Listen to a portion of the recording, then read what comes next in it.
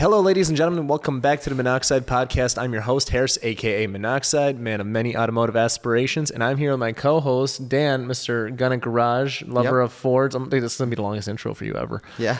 And today we are at the Jack Frost Museum, which, by the way, you pulled out all the stops to get us out here. This is really cool. There's some stuff, I'll be honest with you, anything before 1965, I turn into a pumpkin. I don't know anything before that. So, but at least they have everything nicely labeled here. So, so that's what we're doing today's podcast with Joanna Lacobelli, which I just found out that's an I, not an L. So. Yeah. Or a T, because everyone used to say Taco Belly. I've got a Taco Belly. I was about to say, that's straight up rude. But today, we're kind of continuing our trip out here to the Motor City. We're just kind of checking out all the outskirts. There's a lot of cool stuff, man. I'm really bummed I haven't come here sooner. Dan's been telling me for years, and the hospitality and the warmth that we've got in here is ridiculous. Like, they say Minnesota nice is a thing, which is just Minnesota passive aggression. But out here, like, this is like traditional Midwest nice. I think Dan would agree. Yeah. Well, we've only been dealing with car people, which are usually pretty awesome, but That's fair. Yeah. Yeah, I guess there's a lot more domestic cars out here too, so that kind of helps. Yeah. Oh, 100%. But nonetheless, today we're going to kind of talk. It's going to be a Ford-heavy episode, I imagine, even though, like you just mentioned before we started, that you have a little bit of diversity. And I was actually listening to the podcast you did with, blanking on the first name. Bailey. Yeah, Lacey, and then, was it Bailey? Blair. Yeah, see, dude, I'm telling you. So I don't know how much energy I'm getting out of this Lamborghini energy We might drink. have to get you a coffee halfway through. I know. Which, by the way, this is just the Red Bull. We got it from one of our guests from 2 episodes ago. It's literally just the repackaged Red Bull. It looks even smaller, though. I know, yeah. Well, it's Lamborghini Italian. They're trying to cut back, They want to sell you less for more. Yeah. That's usually how it goes. Because I know you mentioned something about like a G8 or whatever on that episode. So you had a G8? I've had 2. Oh, okay. Yep. So we had one that we bought as my husband's daily, and then the pandemic hit, and he had to go back into the office. So once we started getting like 11 miles to the gallon, we were like, I was heartbroken because I always wanted a G8. It was the first car I ever drove that was rear wheel drive in the winter. My dad would not let me have a rear wheel drive car growing up. So it was so much fun. Like, I did some really dumb stuff with that car, but it was awesome. It was orange. Excuse me. We had a friend pick it up for us in South Dakota, and then I met her in Minnesota, and then I drove it home, and we actually took it to the drag strip. Brian won a 12-0 class, and then we took it home. Really? Yeah. So we had that, and then I bought a second one that we just flipped. I planned on building it, but I got such a great offer on it that I was like, I can't. And then we both have had CTSVs. Which generation? V2. V2, okay. So mine was kind of cool. It was an auto, it was a sedan, and it was just a rare color, so that's what made it kind of unique. And I raced that one, and then Brian had the like Holy Grail wagon manual. Oh, yeah. okay. He had a stick. So what color was that one? Black. Okay. It was black, and then it had like the yellow brake package. I don't know what that was, but it was cool. We wrapped it. It was teal because we all joked that we were gonna LS swap the SN, and then we joked and we were like, here it is. I got to give props to you Ford people. That teal is one of the greatest colors ever. So Dan's got one. Which car is that again? 93 Cobra. Dude, when he pulled up to that podcast with it barely running, of course, it was... Come on, it runs great. The shade.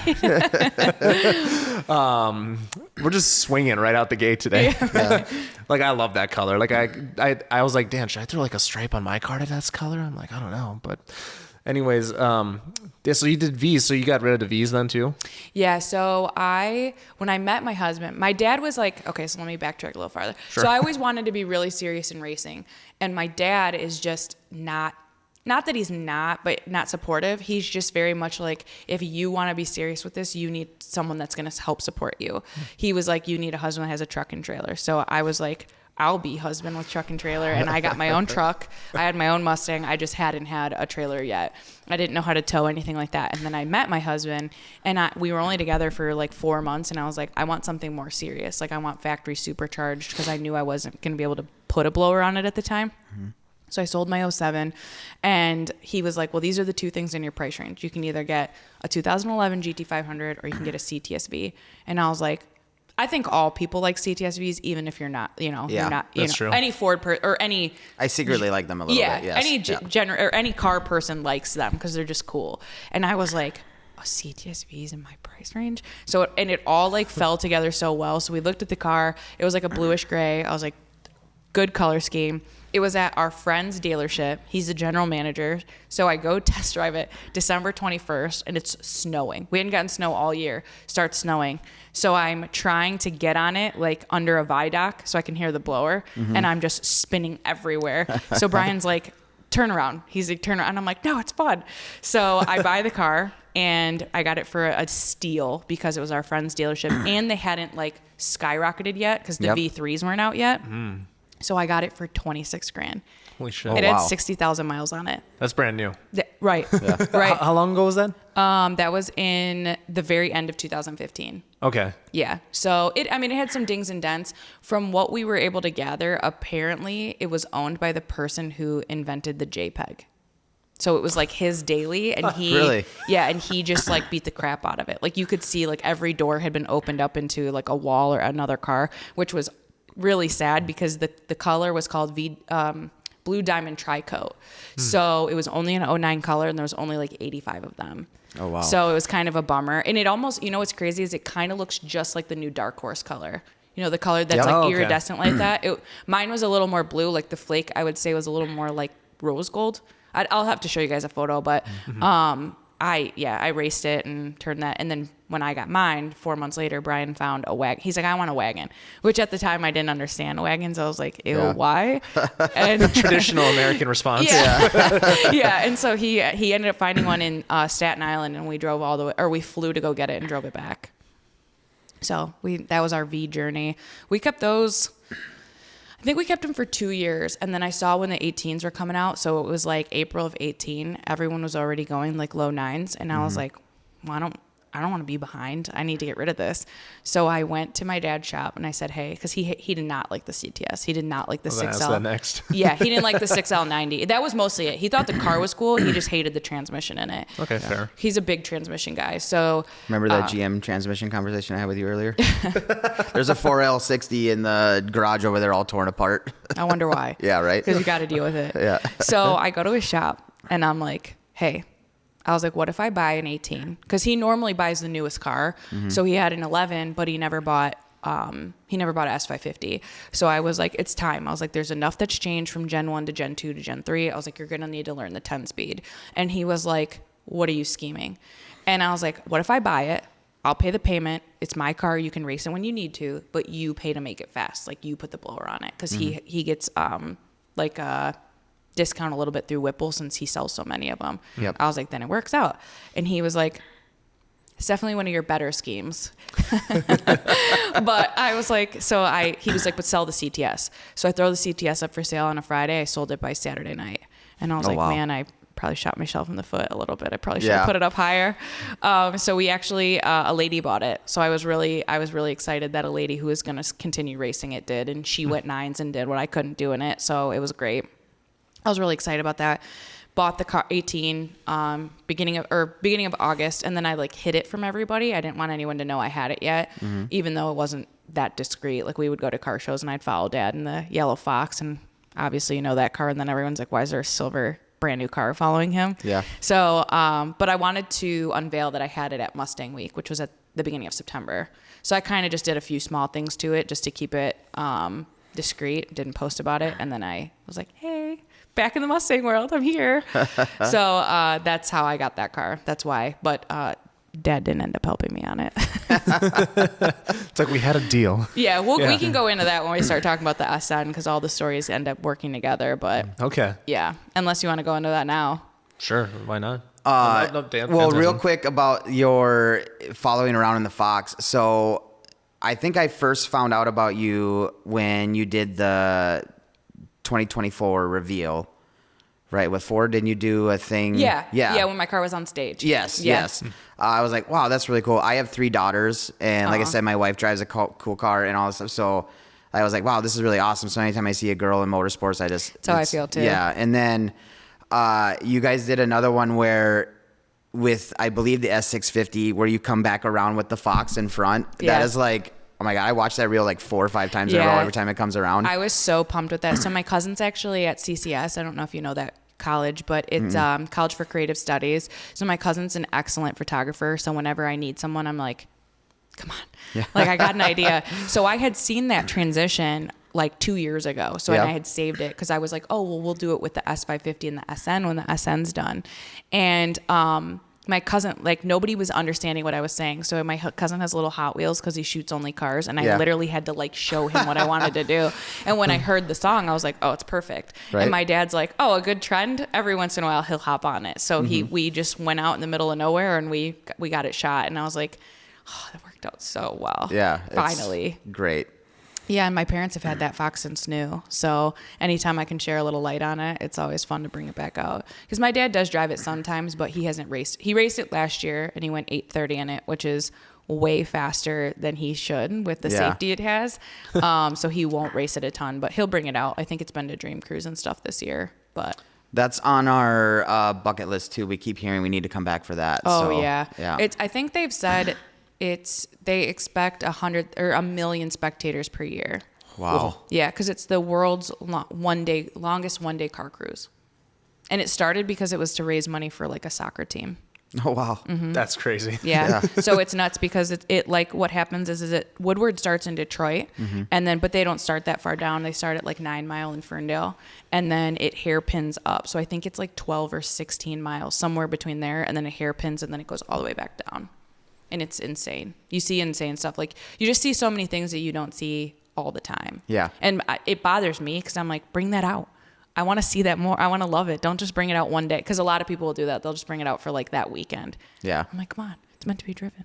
What are you going to do? Leave it down to your kid that doesn't care about cars? Drive it. Right. We've seen that too. There's somebody back in Minnesota where he recently developed, I shouldn't say recently, a few years ago developed like an illness or whatever. And like his kids are just waiting to liquidate the cars. Yeah, it's sad. Yeah, it's a bummer. Especially like when the tradition doesn't carry on. Yeah. Like it's just a big bummer. Yeah, my siblings give me a hard time. They're like, whatever the yellow car is worth, you have to give up your inheritance of money. I was like, well, first off, mom and dad are car people, so you're acting like they have money to pass down. Yeah. I was like, but I like said I sent them like a Kelly Blue Book thing, and I was like, see, the yellow car is only worth $1,300. I was like, see, it's not worth anything, because they don't really. My siblings like they don't really know the story. Like they do, but most of that story is.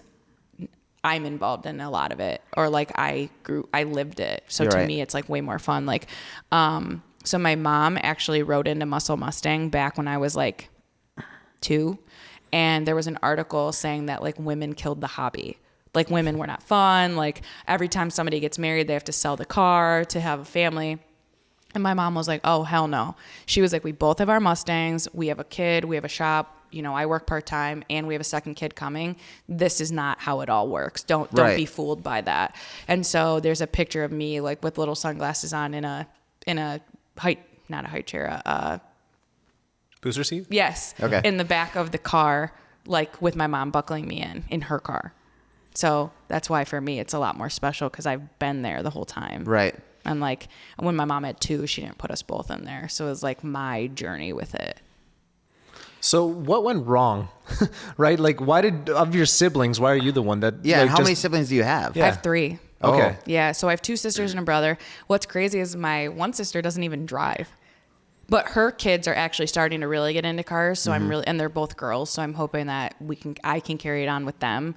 I think if my youngest sister had married someone that was into cars, she probably would have picked it up.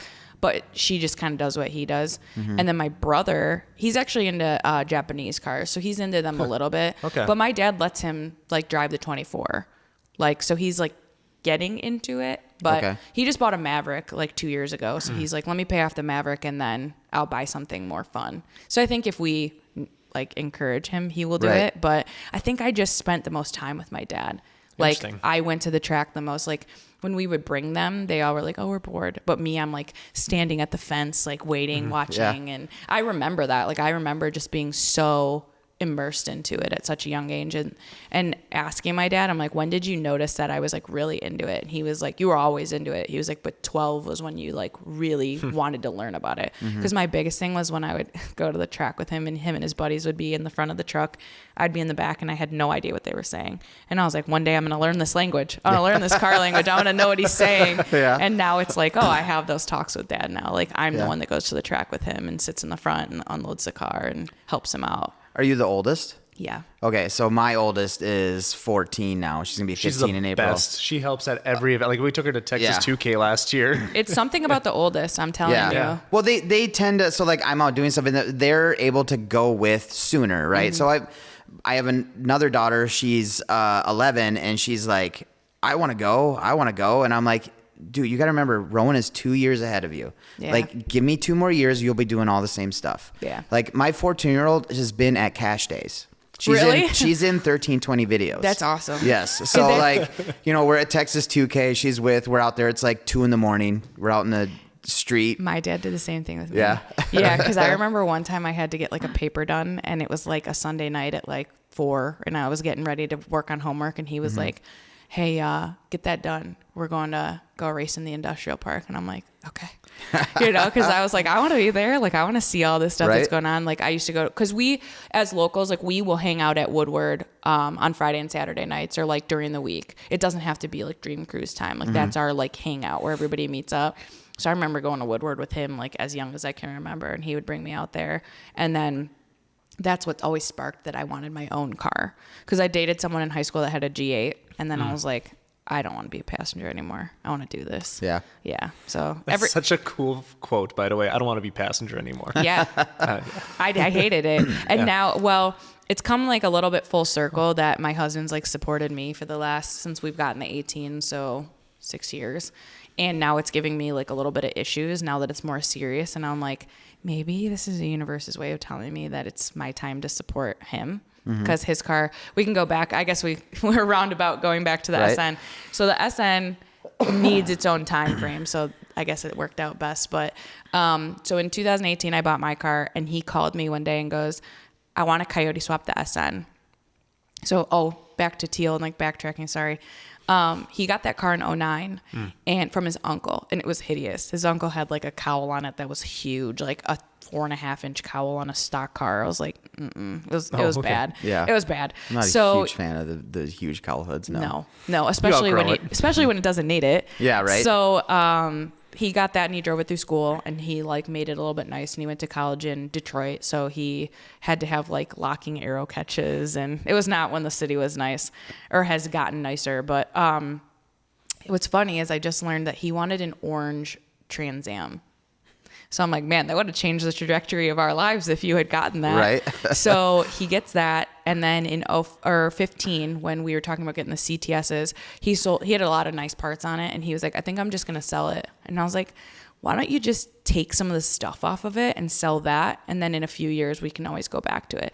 He's like, you think? And I'm like, because my dad had just done the same thing with the yellow car, because the yellow car had sat for like 5 or 6 years. And I was like, you aren't paying on it. Like, what's the point? So we literally stripped it as much as we could, and we put on dollies and we put in the back of our garage. And then when I bought my 18, he was like, I loved the CTS, but we knew we weren't going to do a ton to it, like to hurt the value on it. So he goes, I think I want to build something. And he's more of a tinkerer. He's an engineer. He's a builder. Like, he wants to work on something. Yep. So I was like, what do you have in mind? Before we get too far into the show, I wanted to take a moment to talk about Raise a Hood. If your daily driver is having issues, aka your beater you got off Craigslist, Raise a Hood's telemechanics and AI tools can help you diagnose and solve the issues you may be dealing with for a fraction of the cost. All you have to do is add your car to the Raise a Hood garage to get started. You can provide the AI tool, also known as Gus, with the specifics of the issues you're having, and it'll help you narrow down what the culprit is. It's a great way to bounce ideas off of to figure out what actually might be the problem. You could then select from a variety of solutions to explore the cost and difficulty of doing the repair yourself versus taking it to a shop. If your car doesn't have detailed solutions yet, that's totally fine. Just go ahead and add your car to the garage for free, and that'll let the Raise a Hood team know what to focus on as they continue to develop and grow. If you want to try out Gus or chat with a telemechanic, go to raiseahood.com and add your car to the garage to get started. Use code MONOXIDE-FREE for a 1-month free subscription, or MONOXIDE20 to save 20% on a 30-minute call with a telemechanic. Let's get back to the show. He's like, well, I want to coyote swap it. And I was like, oh, we can manage that. Like dropping an engine in and some headers and, whatever. We'll figure that. He goes, mm-mm. He goes, I want to put an 18 dash in it. And I was like, I'm on the phone. I was like, who's doing that? Because not us. Couldn't be us because we don't have experience like that. He's like, we'll figure it out. And I was like, if you think we can figure it out, I have faith in you. 4 days later, he sends me a wrecked 18. He goes, I need to buy the whole car. I'm like, we're getting married in a year. You want to buy a whole car, a wrecked car? He was like, yeah, it's fine. We'll just get a conventional loan on it. We just won't tell him it's wrecked. And that's what he did. Really? Yep. And our friend shipped it up from Florida for us. And it looked identical to my 18. It was silver and everything. So we like joked a lot. We were like, oh, something happened. Like we kind of messed with the internet a little bit on it. And that's where the Whipple came from. So my dad never ended up having to put a Whipple on my car because that car already had it. Okay. Ooh. Yeah. So we paid $17,000 for a car. It was like Steeda's test car. So it had full suspension on it.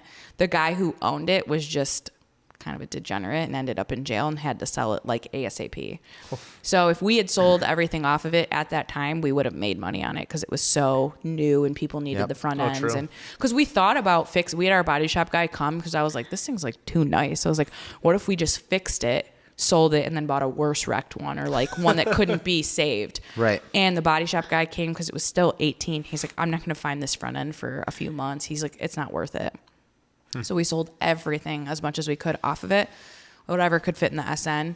And then we gutted the dash, and then just slowly kept trying to fit it in. And you'd be surprised. It fits a lot better than you would think.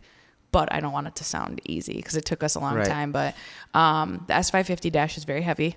You have to gut it, where it's just the frame or just the pad. And then we disconnected it from the frame. So he had to so the SN, if you ever take the dash out of an SN, they're like this. They're not. It's just a Fox body underneath the, Yeah. but you take all the stuff out. 100%. But they're not even. Yeah. So we had to we had to cut this side out a ton, keep going deeper, go more. Then we'd put the pad in because we wanted it to fit OEM. Like we wanted it to fit where the very edge of the S550 dash went into it, underneath the window.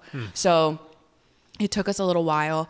What really helped jumpstart us was being home for the pandemic. I hate to give credit to that time, but we were able to do that. And he sold everything he could off the SN. So like the dash, because it was swapped. I think then he explained to me that they didn't have all black dashes in 94 or he painted it, or I don't know. There was something special that he had done to it. So he sold all of that.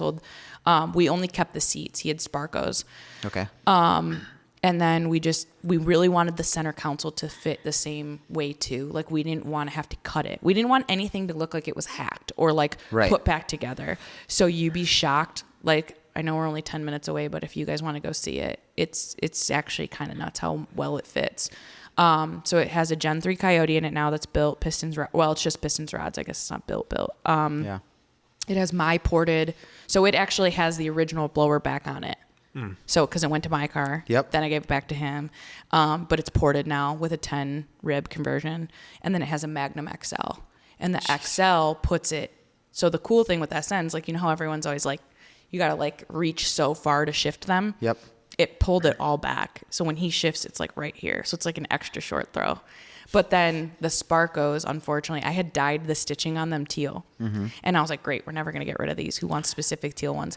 That's the most popular item the two of us have ever sold in 10 years of being together. Really? We had 30 people waiting for them. I was like, man, you should have put them for more expensive. He put them up for $660 or $650. Some guy goes, I'll give you $10 extra if you let me come right now. Brian, being a nerd, posts on the forums. He goes back to his forum post from 2012 when he bought those seats. Yeah. He paid $660 for them. Really? Yeah. So it's weird. Everything with this car kind of really came full circle. That was my engine. Then that was my thing. We swapped everything back and forth so many times. So then because the Sparkos didn't fit with the wider S550 center console. Unfortunately, we were kind of bummed, but he ended up getting bougie Kirky covers because he's just bougie. We had them custom made. So, I mean, for a car like that, it's hard to just want to put something plain in it because everything's custom on it. The BBSs are custom. We had a set of BBSs turned into a drag setup. So everything on it's very thought out. for him. And then for me, I'm like, I don't care. Just leave the burnout on the side. Don't even wash it. You know, like with his, it's like basically a show car. And with mine, I'm like, it's a race car. I don't care. Right. But he does race it. We went on Wednesday to go get his licensing passes. If he does sick week, he's ready to go for it. Okay. Because the stick shift class is not very big yet. So I'm like, oh, we could get in there, probably be in top 3. What does that look like getting your license for something? What do they have you do? I may be incorrect because I did mine a year ago, so I don't totally remember, but he got 4 passes. I think you need 6. So I think you need 2 short ones, 2 moderate, so past 1,000 foot, and then you need 2 full outs. And then someone at the track or 2 people with their licenses have to sign off and watch you do them. Okay. So it wasn't too bad. If the track hadn't been, I mean, this was the busiest I had seen our local track. Not that it's ever dead. Like, it is busy. I don't know if it's because everyone thought it was like the last day of the season, but it was packed. There was stuff there I have never seen. There were 10 Civics. I was like, this is Metro Detroit. Where'd you guys come from? I've never seen Civics. Like, it was awesome though, like to see different stuff like S2000, like, who are you people? Like, where are you from? Because I love seeing different stuff like that. The first time I had ever seen a Civic or something front wheel drive was at World Cup. And I was like, why are the skinnies in the back? Like, never seen it. And, you know, out here, it's all domestic. Like, if you see anything different, you're like, who's that weirdo and where'd they come from? So that's why Civics are weird too. Like, my first time seeing a front wheel drive, like, dedicated drag car Civic. What did Fuji run? He was running 8s or 9s or something. I think he was running like low 9s, high 8s or whatever. Front wheel drive Civic. And I'm just sitting here thinking, like, this car is so backwards. Yeah. It's like so weird because I'm like, why are the big tires in the front? Like, just very like green. But the first time I went to World Cup, I think was 16. So I was like, so I've always been around drag racing, but I had never been like serious about it until like 15, 16. And what's actually kind of crazy is I got Brian more into it. So Brian was always like into cars and like made a couple passes here and there, but I actually got him more serious on the drag racing side. And he got me more on like the technical behind it. Like before I was like, just hit the pedal and go. Right. Now it's like, oh, well, you need a 315 shear gearing is this, and you want to keep the 10-speed out of this gear, and you want to do this, and you have to set this up and change the coils. And now I'm learning all the stick shift stuff, like more bass in the clutch and more this and leave off that. And I'm like, I really do. I kind of want to get into the stick shift space with like let him have his car because he's the nerd. Brian literally has a spreadsheet of every single pass I've ever done. Really?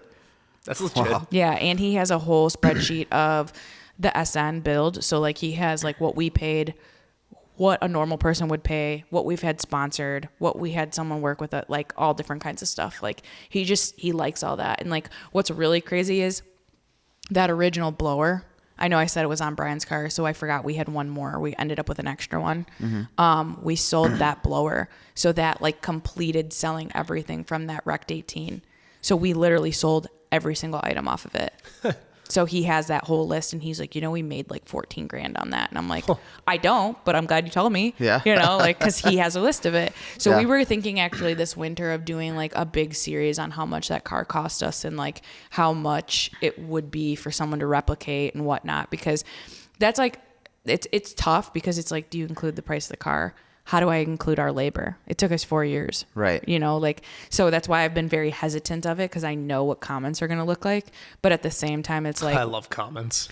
They're well, the best. Somebody who's going to watch that is going to be interested in how to do it themselves. So you shouldn't really count the labor, right? Yeah. Like that doesn't matter. Like, right, what do you think your gonna time's worth? Right. Yeah. You're not going to go to a shop like that and do it. I mean, even though I've been trying to convince my dad that we should start doing it because, do you guys know who Justin Keith is? He owns, Killer Performance in he's the second owner of Streetcar Takeover. He has Nemo, that really fast 6th gen Camaro. It's orange. So the reason why I bring him up is because he essentially created his own market with OBS trucks. So he takes a Chevy OBS and he puts a ZL1 drivetrain in it and like updates the interior. He doesn't do as far as we have, but he updates it. And he essentially took a truck that nobody really wanted and created the market on it. So I was like, nobody really wants SNs. Everyone thinks they're still ugly, but they're basically the new Fox. I was like, so why don't we do that? So I have been trying to talk to my dad about like renting some space out of his shop and maybe, I mean, if you just do the engine swap, it's a K member and a couple other small things. Well, technically it's not even a K member. You started with a 94. If you start with a 96 and you pull a 4.6 out, it's a mod motor. It goes right in there. Right. Yeah. So that's why I'm like, we could do this. You know, Yeah. I think people, if they I say look full sended. I mean, what's stopping you from doing something like that? the space. Space? Just the space. Well, I did get laid off this year, so Okay. space and money a little bit. But I think that if my dad's like shop name is behind it, people would be totally interested in it because people don't have the ability to do it themselves. So if we could do it, it looks nice. I'm sure people would ask us to do the dash. I don't know if I'd want to mass produce the dash yet, just because That'd be tough. it's scary. Yeah. Did you hook up all the venting and stuff for AC and all that too? So AC works. That's one thing that's boggling my mind and how that it all works. But I'm sorry. Car never had AC, but the heat Okay. works. Okay. Heat works. Apple CarPlay works. Windows and regulators all work. The backup camera works. And it has Bluetooth and everything. So you can Bluetooth it and it all is functioning. okay. But so again, this is another thing. Brian got a wiring book like about this big from Ford, and he depinned everything. So some stuff didn't work originally because we didn't know anything about the CAN bus. So once we would like pull something, we didn't realize that may have been the link for something else in the CAN bus. So something like this, like we did have to learn a lot. Like we thought the ECU was locked because it was an accident. So we sent out to HP tuners. Turns out it was probably not that. We figured out. And someone from Ford we know came over with a computer and tried to help us read the CAN bus because why we couldn't get it to start. Right. Then he had to steal parts from my car with the fueling because something didn't work. And it was just a lot of trial and error. And like we're very lucky to have the system that we do because we work with HP tuners, so they helped us right away. My dad came over at 10 o'clock at night to come start it. We sat there and it makes very distinct noise when it did not want to start. And I heard another car like that, and I was like, maybe it's the neutral safety switch, because that's exactly how Brian's car sounded. And so it was just a lot of trial and error with things like that. But the hard part stuff was not that bad. Like wheels, hood, fitting the engine in. Transmission's a little shoehorned. I will tell you that. But it's a big transmission. So, but other than that, like it has a factory style gas tank. He redid the whole trunk because he moved the battery in the back, and it has the battery shutoffs and stuff like that. But like, it sounds like a race car, but it's just very pretty. Like it doesn't look like a race car really. Yeah. Especially like we have a friend that has a Fairmont with a Barra in it, and he has a sticker on it that says not a 2J. So under the hood. That's awesome. I told Brian, I was like, maybe we need one that says check out my dash or something, because like people look at the front and then they don't go to the back. Yep. So we're trying to get them to like look at the dash a little bit more. But I'm like, you don't go to enough car shows. So it's like a rock and a hard place. Like, how much is he going to race it, and how much of a show car is it going to be? Because he wanted to go to Carlisle. Carlisle's just almost too early in the year for us. Like, our lives are never together to do it. So we wanted to do Carlisle, and then I've been talking him into doing Ponies in the Smokies. That's on my bucket list too. I was added as a vendor, so I didn't get to like experience the whole thing, but I have seen the city before. I don't think we would take it on the mountains at all with the front runners. I know. So much fun though. I know. I would want to take another car, Yeah. but the front runners kind of make me nervous, and we don't have like a street set up for it. Snag your dad's 24. I was just going to say that the 24 or the 20 or his Shelby would be so fun. Yes. So that's on our list to just go and hang out and maybe bring dad's Fox too. So that's like the kind of thing, like their two cars are cool. Everyone cares about it. And then mine, they're like, get out of here. Right. Nobody cares about new stuff. Like, I don't know if you guys follow my friend Lauren. She's got a silver Fox that's turbo, and she did a video between the two of us and was like, my Fox or this S550. And I was like, girl, you're setting me up for failure. Everyone's going to pick your Fox. Everyone's going to pick your Fox. And then she didn't put any information, but someone, I don't know who they were, but they came in white knighted and was like, you guys are insane. It's a stock block 302 or her super, super built 1300 horsepower S550. You guys are insane. Right. And I was like, yeah, someone's offended me, but I knew it was going to go that way. Like before we even did the video, like the concept of the video, I was like, everyone's going to pick your Fox. It's a coupe. It's a 92 coupe. Of course everyone's going to pick a coupe. Which again, the coupes were like throwaway back in the day. Yep. Same thing with SN95s. When they were out, people were like, ugh, like they were like, oh, it's horrible, all this stuff. And I didn't even like them at first. They're really growing on me now. And same thing, I wanted a hatchback Fox, screw the notches, and now they're like Cobra prices. It's funny that you say that, because when my mom ordered her Fox, my dad told her, they were only dating, they weren't married yet, and he said, don't come home unless it's a black hatch GT with a stick. Yeah. She comes home, she orders it, and I guess the dealers were like, you better pick this thing up. We don't want this car. They were like, you better come get this, because this is the weirdest ordering ever. Yeah. No one's going to want this. We're going to get stuck with it and never be able to sell it. So she gets an LX coupe, yellow, automatic. Wow. Completely opposite for what he wanted. But it worked out in the long run because now it's like the most desired. Yeah. You know, I mean, the color rubs people wrong, but I think that car specifically, somebody would be interested in that color. But she's every once in a while she'll be like, I want to find that salesperson. She's like, I wonder if he's still alive, because she told them, I'll keep it forever. Yeah. And here we are. It is, the color is different enough because probably not a lot of people ordered it that it does make it look cool. It is also not my favorite color, but that car looks nice. It's still good. It's clean. It gives me SSP vibes, you know, like like the Florida SSP. Yeah, so it is really cool. It is cool my dad's kept it because he has talked about selling it all the time. And my mom's like, it's in my name. You can't get rid of it. So it is kind of cool. So I'm always like hanging out with my mom like, yeah, when I get to have the yellow car, when it's mine.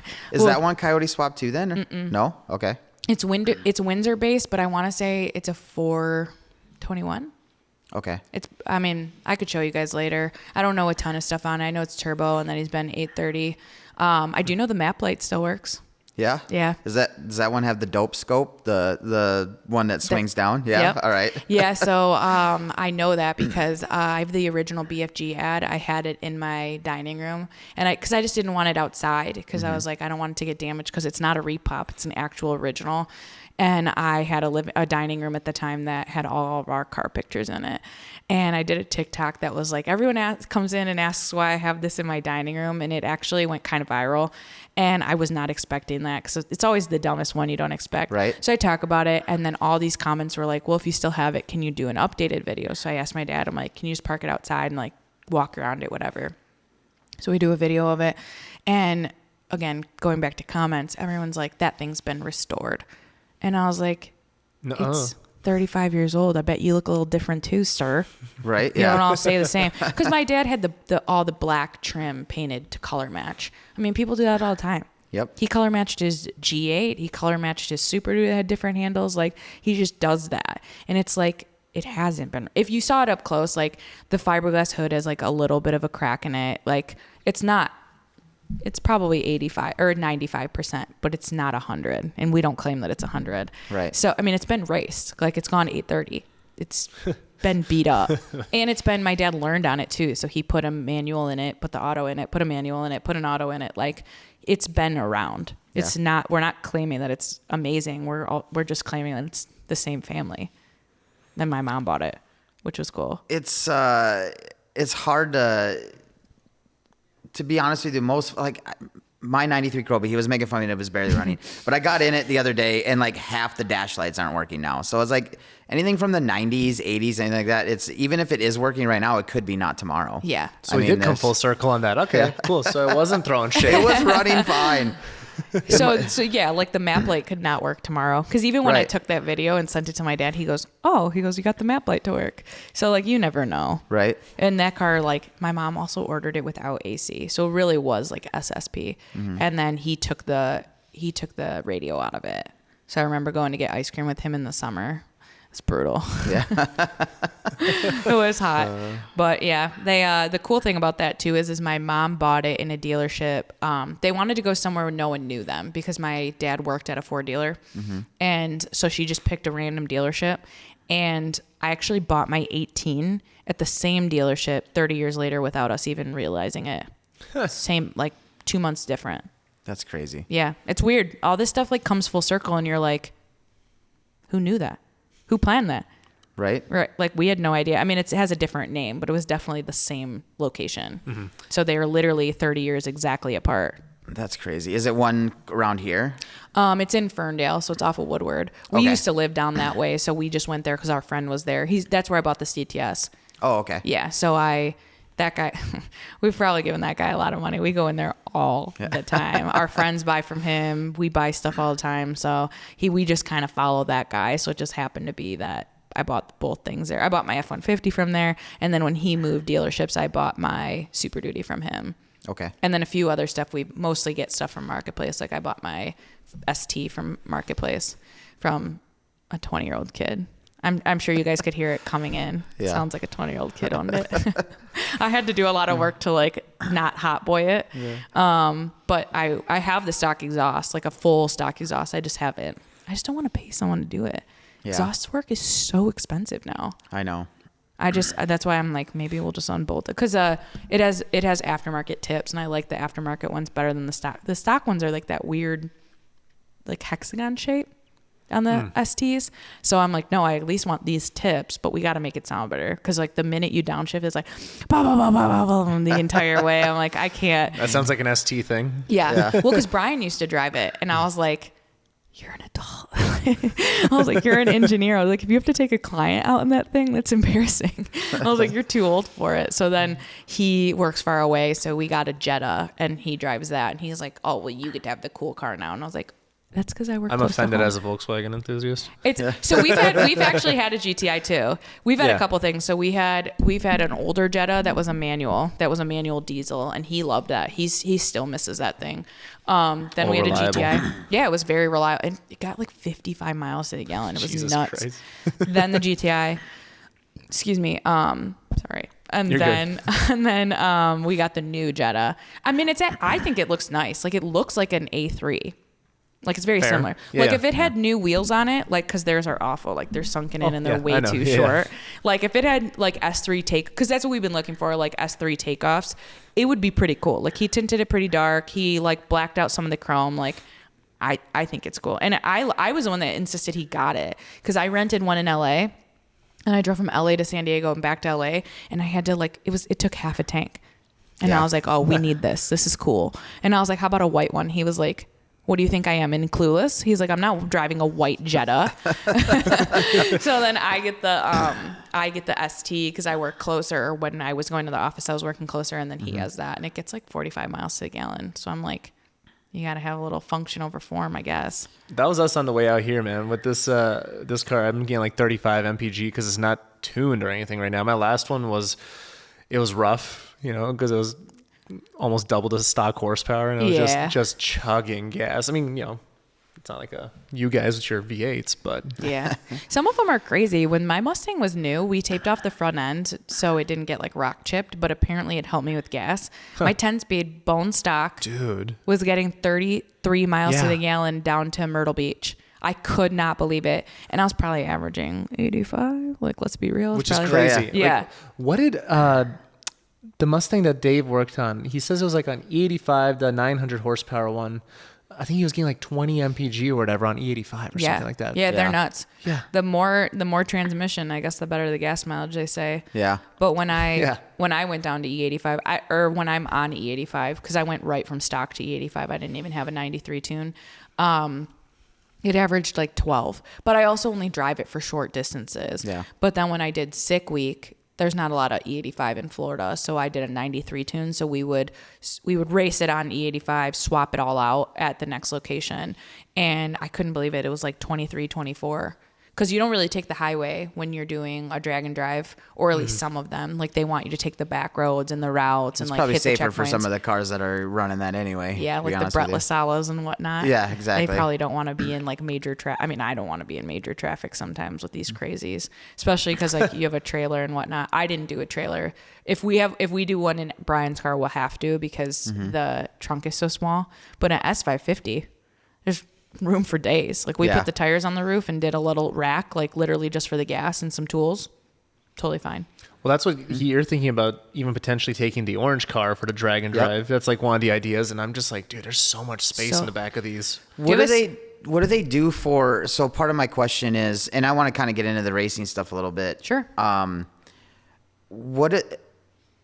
So my goal, I want to go like 8s, 9s. Is that still fun to go do that stuff? I mean, you don't need to go. It's more fun. Is it? Okay. Yeah. So they still, like, you can still win. They just put you in like that certain category matched with other people. Do you have a cage in it? No. So that's all when do I have to start putting cages in? Do you have stock seats? Yes. Okay. So as long as you have stock seats and stock belts in a 15 or newer, you can run 9.0. Okay. So you won't have to touch it. There is an 850 class, and then I can't speak for other ones because I've only done Tom's events, but they also do your own dial. So like if you average 940, like it's a very consistent 940 car, you could win do your own dial. Because I don't know to be honest with you, I haven't looked into a ton of the other classes aside from 850 because that's what I run. Okay. Or like the stick shift stuff, but there's lots of classes. Like you definitely have a chance to fit into something perfectly. But I say it's more fun because I'm in like a rock and a hard place with my car because it's 18, but the cage is only good so you can go 9.0 with stock belts and stock seats, but I can only go 850 with my cage. So I'm waiting for NHRA. I have a feeling they're going to move it down a little bit, at least 830, 820. I mean, it should be 799. I know I'm probably going to get you guys some nasty comments on that, but no, we enjoy them. We don't look at them. Thousands in the last few days. It's been fun. Yeah, I just really think that like this new stuff is a lot safer, and a crash at 150 and 170. Probably going to look pretty similar. Yeah. It's not like you're crashing at 120 and then you're going 200, you Right. know? And it's an S550. No matter how much you lighten them up, they're fat. They're not going to get off the ground like a Fox. They're not going to get airborne like something light. Well, Texas 2K next to Kratos, that one got pretty airborne. Really? Yeah. Did you see that one? Which one was it? So it was a blue one, and it was like probably making 3,000 horse, whatever. It got all four wheels off the ground. That one, where he was like balancing on the parachute mount. It was on that 1320 shirt. It's like a grabber blue one. No, it's like the darker blue. Is it darker? Yeah, but I it know what went, you mean. all four wheels went Yeah. off the ground and then it slammed back down. Yeah, I did see that one. But when I reference like getting off the ground, like when I was at World Cup and I saw a Fox body do like 10 barrel rolls. Oh. You're not going to see a S550 do that. No. You know, so that's why I feel like with how safe, and I always say S550, but you know, Camaros are heavier and Challengers and whatnot. Like anything in that 15 and newer range. That's like, offensive, by the way. You even put Challengers in the same class. They're way heavier. Yeah. I'm a Mopar guy. I know. But I mean, in comparison to his S550 or the Shelby, the Shelby's pretty thick. Yeah, what's that With a at right now? Challenger, 4,200 pounds, and then I put the rear seat back in it because mine's a track pack car, but I have kids and they love to ride around in it, so I put the seat back in. Kids love it. Yeah. Oh yeah. The back of a Challenger is actually kind of sweet. They're really big. My dad had a Challenger in 16. He had it for a couple years when he was learning how to tune them. They're like kind of cool. They're fun. They're cushy. I like them. I grew up Mopar, man. Like it's a flying couch. Like it's amazing. Oh, yeah. You straight line people like it, I'm sure, but I You love can't handle corners. them very well. No. Yeah.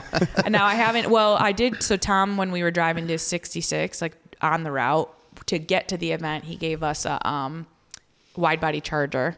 So it was Hellcat, and it was fantastic. And then we drove a Durango back, just a 392. I was like, man, I can see why everybody loves these. Dude, they're so awesome. nice. The Hellcats are so fun too. Like my old co-host, rest in peace. Not actually. He's not part of this podcast anymore. I know he's not listening. He's not giggle. But he had like a Hellcat Durango, and like we've taken that thing around, like down to Texas 2K. Like it was amazing. Yeah. Like it's not an Escalade V. Those things are even Oh, bougier. those are insane. Like they're slower, but Yeah.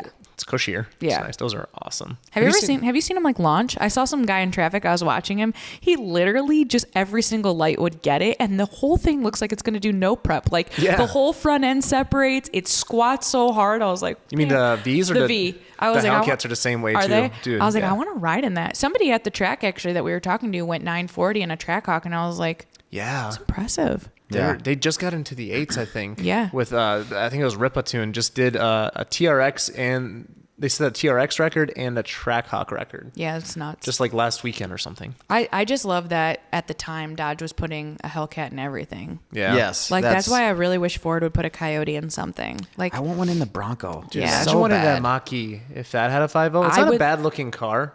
I said the same thing. I said the same thing. That would be. I think what they should have done is they should have put a Coyote in it for like a couple years and then ran the electric like adjacent, because then people would know the name of it and they're like, oh well, that's kind of sweet, or oh, it's a Trackhawk competitor.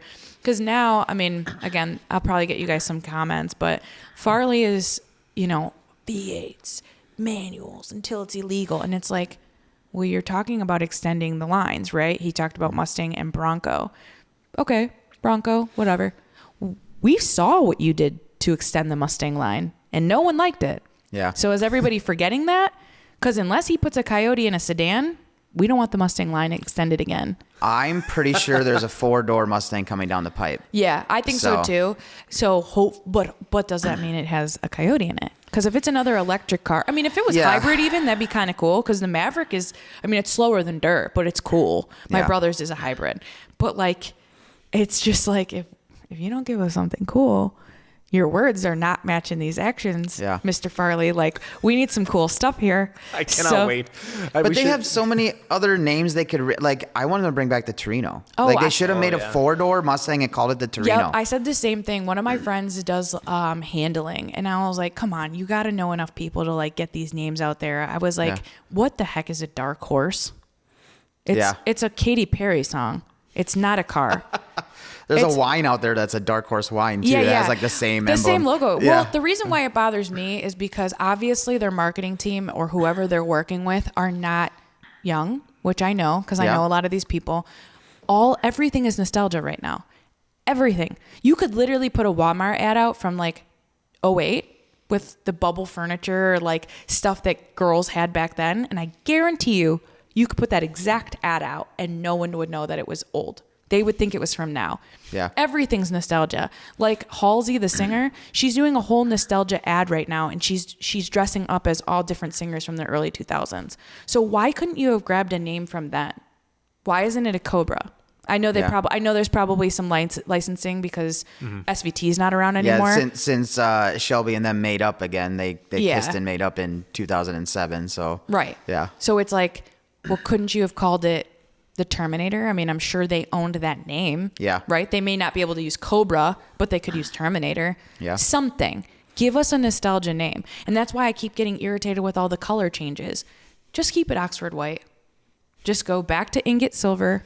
Like, we know those names. Like, people are like, oh, have you seen carbonized metal twist with a this in it? And I'm like, firefighter gray. Yeah, I'm like, I don't know. And they don't even say the same for car, because you used to have like an Oxford white truck, Oxford white Mustang, Oxford white Focus. But now it's like, well, this one's lithium carbonized white. This one is shoe polish white. And this one is this. And I'm like, I can't keep these. I probably sound so old right now. But like, I can't keep them straight. Yeah. That's why I'm like, I don't really want anything new unless it comes out and it's a Ford Falcon. Like if it's like, have you seen the Australian Falcons? Yes, I love them. We just had Andre on, and he's from New Zealand, and we talked about that a little bit. Oh, that's not the same, pal. That's like calling us Canadians right now. I know. I brought that up with him. I know that the Australians and New Zealand's like, that's like a whole thing, No, those right? are Kiwis. Yeah, it's like when you call a Minnesotan Canadian. So yeah, we get that. We found this out 2 episodes, by the way. Did you know you can legally drink and drive in New Zealand? It's the only country in the world. No. Yeah, you just can't be drunk.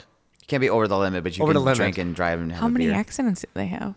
Like almost. Probably nothing. Yeah. Yeah, that's I bet true. you. Yeah. It's probably when they get in an accident, everyone's all loose. Yeah. Because the drunk driver is always the one that True, lives, or at least a lot of For times. some reason, right? Yeah. Well, when everybody's drunk, then it doesn't matter. Yeah, that's true. Yeah, you're right. Yeah. Then it's like bumper cars, probably. Especially in a town car, a Lincoln town car. Yeah, right. Something huge. Yeah. But I want a Ford Falcon from there with a Barra in it so bad. I've heard it's Barra, so again, don't come at me. I don't know what it is, Barra or Barra. But we were actually going to put one in the SN, like way before they became popular, because we talked to a lot of people in Australia, and my dad, like, he's like, I'm going to hold your hand when I say this, but it's going to be a nightmare.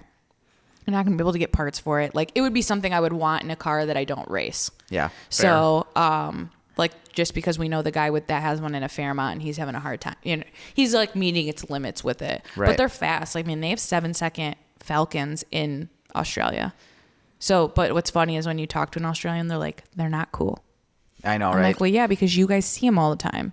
It's like when an That's R30 what he said on that episode too, I think. Yep. Yeah, they don't think they're cool at all. Because when I was at Sick Week, or 666, just this past couple weeks, there was a group that they had the Ute, they had the SS Ute. They had 2 Utes. So one was a G8 front end and one was the SS. And then they had a wagon. And the SS front of the Ute was a Maloo. And it was like, they were all like insanely rare, like $300,000 or $400,000 worth of cars, like valued here in the U.S. Yep. And all the Australians are like, who cares? Right. But for us, it's like, I love G8s, a wagon version of them now that I'm like into them a little bit. What's the Subaru with the truck bed in it? I know what you're talking about, but I'm blanking on Yeah. it. Yeah. Yeah, I've been wanting to do a current gen Taurus show just to scratch that itch a little bit because they're kind of close. And put a Coyote in it. No, I think the 3.5 with just EcoBoost? build it. Yeah, Yeah, you can that'd be get cool. kind of crazy with those. I always liked those. My mom had one as a daily, and I used to drive it all the time. They're really nice. Ford is not where they're at because they've made wrong decisions. I just think a lot of their decisions now, being in the industry, so many companies have just gone off the deep end of hiring people that can do it cheaper and faster that don't know the brand. So I feel like there's got to be a turn somewhat. Because like when I was at Motor Trend, like none of the salespeople knew what they were selling as far as car parts. Like the people would come to me and they'd be like, "Hey, can you explain this?" And I'm like, "No, you're getting commission on it. Why should I sell your product? I'm not a salesperson." But to me, I'm not a salesperson, but I know the product. So then they don't feel like they're being sold. But I feel like that's a lot of stuff now. Like, they're hiring people from Disney. They're hiring people from Ziploc. They're hiring people from, a screw and battery company to come do social media on a car. And then they're like, "Well, we don't get it. It's really doing bad." Right. Oh, shocker. Right. We could have told you that. Yeah, they don't. There's guys like me out there that are super loyal, right? Like we live, eat, and breathe it. I could go to Ford and I could probably talk more about the history with almost anybody there. I hate going to the dealership and being the smartest one there that knows more about the cars on the lot. I was like, it just really gets frustrating. Well, what's frustrating about it as well is the fact that all of these brands turn their backs on the enthusiast because their thought is, well, you're always going to buy, right? Yeah. Well, in my marketing mind is who sells cars more than enthusiasts because they're your free salespeople. Yep. Like in my family, who comes to me and says, "Hey, I'm between an Escalade or a Navigator. What should I get?" Well, obviously I'm going to say the Navigator because it's Ford. Or, "Hey, I'm between an Explorer ST or a 392 Durango. What do you think?" Now I may say the Durango, but now that I've driven one, but that, I'm obviously going to tell them the ST. And the ST has massaging seats. Let's not forget that either. Oh yeah, that's a good seller. The Durango doesn't have that, I don't think. But that's the kind of stuff that drives me nuts because being an enthusiast that's worked with Ford, that's all you hear is they don't care about you. They don't care about you at all. They don't post people's cars on socials that are modified because to them, they don't think that you're valuable. But like you said, we are the ones that I have my Mustang. I have a second Mustang. I have a truck. I have my ST. I have this. My parents are the same way. Every year they just release something new that's Ford. So we are the people who you should be bending over backwards for because we're the ones that are constantly buying something new or convincing people to buy stuff from us. Absolutely. From them. Because I had a friend that was going to buy a Mercedes SUV for his wife and I was like, "Have you thought about an Expedition?" And he was like, "No, I haven't even thought about it. Bought it. She loved it." But they don't care. They don't see it like that because they're not car people and they're not. I can't discredit that they have great resumes in marketing, but you just don't know this industry. It's not always transferable. Yeah. Yeah. Yeah, because that's what I mean. Like they grab these people who have excellent resumes on paper at Disney, but how are you going to sell people a Focus ST? Well, they just do the ho ho, and then you're good to go. They win their interview with a Mickey impression, and they're good to go. Yes, but that's the kind of, again, I don't want to sound ranty because I try not to, because those are the comments that you get that are mean. But it's so true, right? Because like, for example, like if I were to switch to Ford tomorrow or whatever, as like a daily driver, like if I got a Focus RS, I would tell 20 people, it's assuming I'm a normal guy, like, okay, I have my coworkers, my family, like all this, like, what do you think of that Ford you just got or whatever? Yeah. That's 20 potential customers there. Like, and there's, in defense of the companies, there's really no way to calculate the lifetime value of a customer either. Like, everybody they tell, like you can't count that. Right. It's like I told 150 people and then 3 of them bought a Focus, But it didn't cost them any money to get those 3 people still right. sold. That's the way I always see it too. And like, that's how I am with my ST. I'm like, I kind of want to get rid of it. This is going to sound goofy, but I want to get rid of it for a Cayenne. I know. Here we go. No, we've been down this road. They're a great vehicle. Diesel. Well, I want a diesel one. Okay. Because then I figured I didn't have to bring my truck out all the time, but I also don't know if I want to buy a 6-year-old Porsche.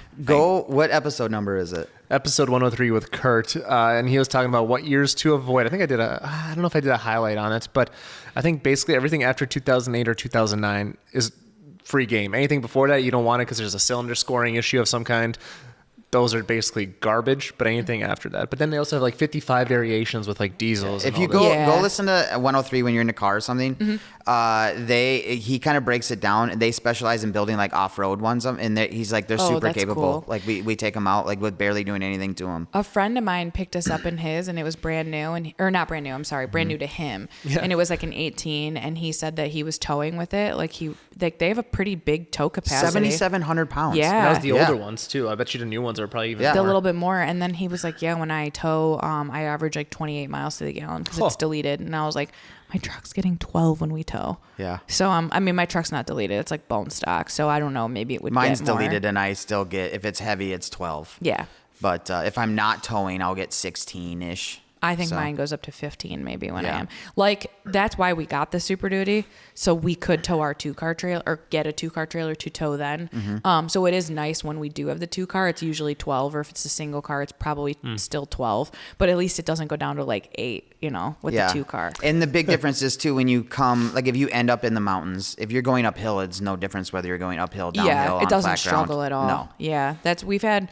I had an F-150 before, and I'll be honest with you, I loved that thing. Super Duty as a daily, awful. They're not. I put heavier springs in the front of mine because I put a plow on it, and it rides like a hay wagon. It's not, probably the same as mine because mine was like snow prepped. Oh, so it has the stiffer springs in it. It's not fun. So what happened was I had just junky dailies forever, and then Brian's like, we probably need to get a truck again. Well, my dad turned in his truck, and I can't really speak on it, but there was something that when he turned in his truck, Ford gave you like a couple opportunities. Like they'll give you like a deal for a family member in the same household to also lease something. Mm-hmm. So we got really lucky. I bought the Mustang, then I leased F-150, and around here then they were like $210 a month. They were dirt cheap. So, because you always know someone, there's a plan, whatever. Yep. So I get this truck, and I loved that thing. I just had like 35s on it. It had like gold wheel or bronze wheels, and it was black. I would want that truck back. 5.0 truck? No, it was just a 2.7. Oh, really? Towed fine. It was very capable for what we needed. Mm-hmm. Drove everywhere in that truck. Loved it. Then I turned it in, the dealership had to buy it because I was over miles. Dealership buys it out, and that we were not going to, I had to turn it in November. We weren't going to buy anything. We were just going to wait a couple months, save up so we could put like $5,000 or $8,000 down on a Super Duty because we knew we wanted one in like April or May of that year, the next year.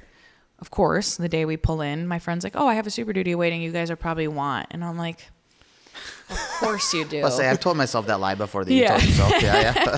Yeah, I was like, of course you have one waiting. And the only color I said I didn't want was red and white. So the only two, I guess. It's white. Yeah. I hate it.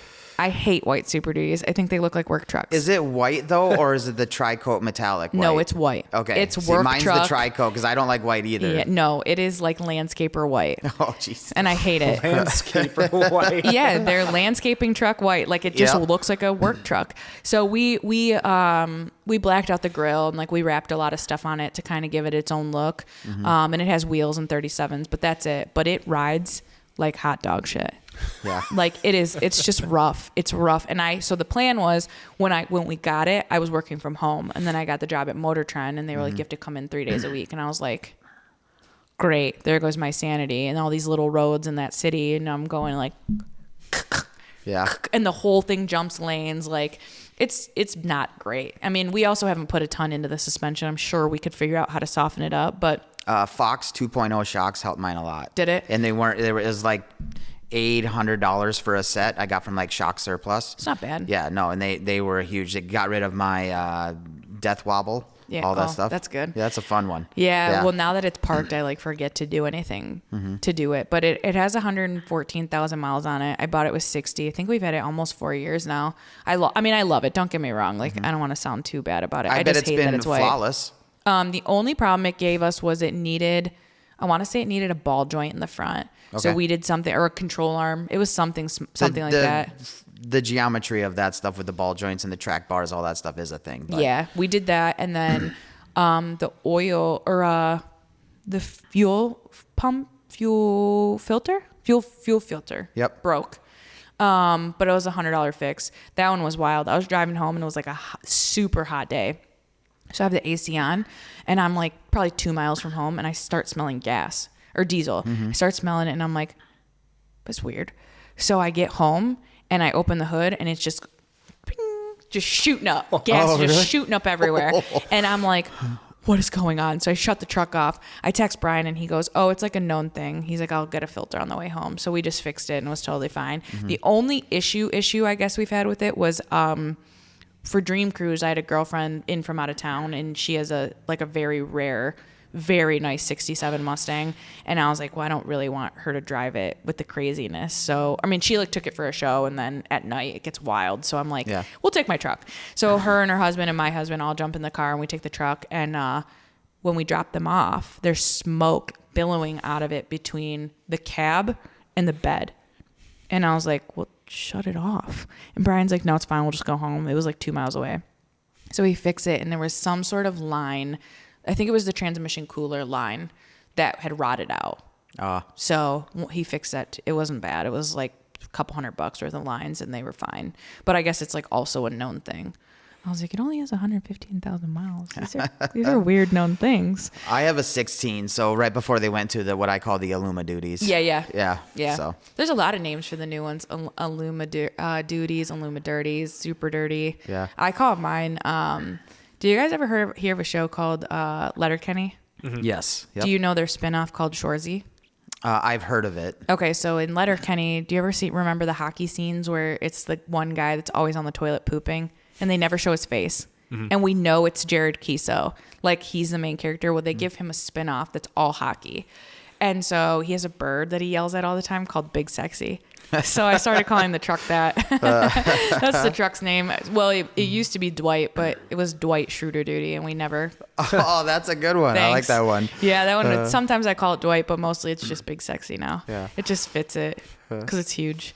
But yeah, I don't drive it all the time anymore. Right now, it's in our driveway with the SN on the trailer because we were degenerates and didn't unload it. Yeah, that happens all the time. Why unload it? It's already on there. Right. That's why. Cool. Because we were thinking about going tomorrow. So I was like, might as well just leave it. And the nice thing is we have a little bit of property now. So if I'm too lazy, I'll just pull in the backyard. So at least it's not sitting in the driveway. Oh, you ask him about my backyard. It's full of trailers, trucks, cars. And China shipping containers. Yeah. Oh, how big's your yard? I have 2 acres of basically all grass. And my neighbors gave me crap because I do Fox bodies. I collect cars. I buy cars for parts, all this stuff. But I stack them outside nice, you know. Mm-hmm. It's like a nice little junkyard there.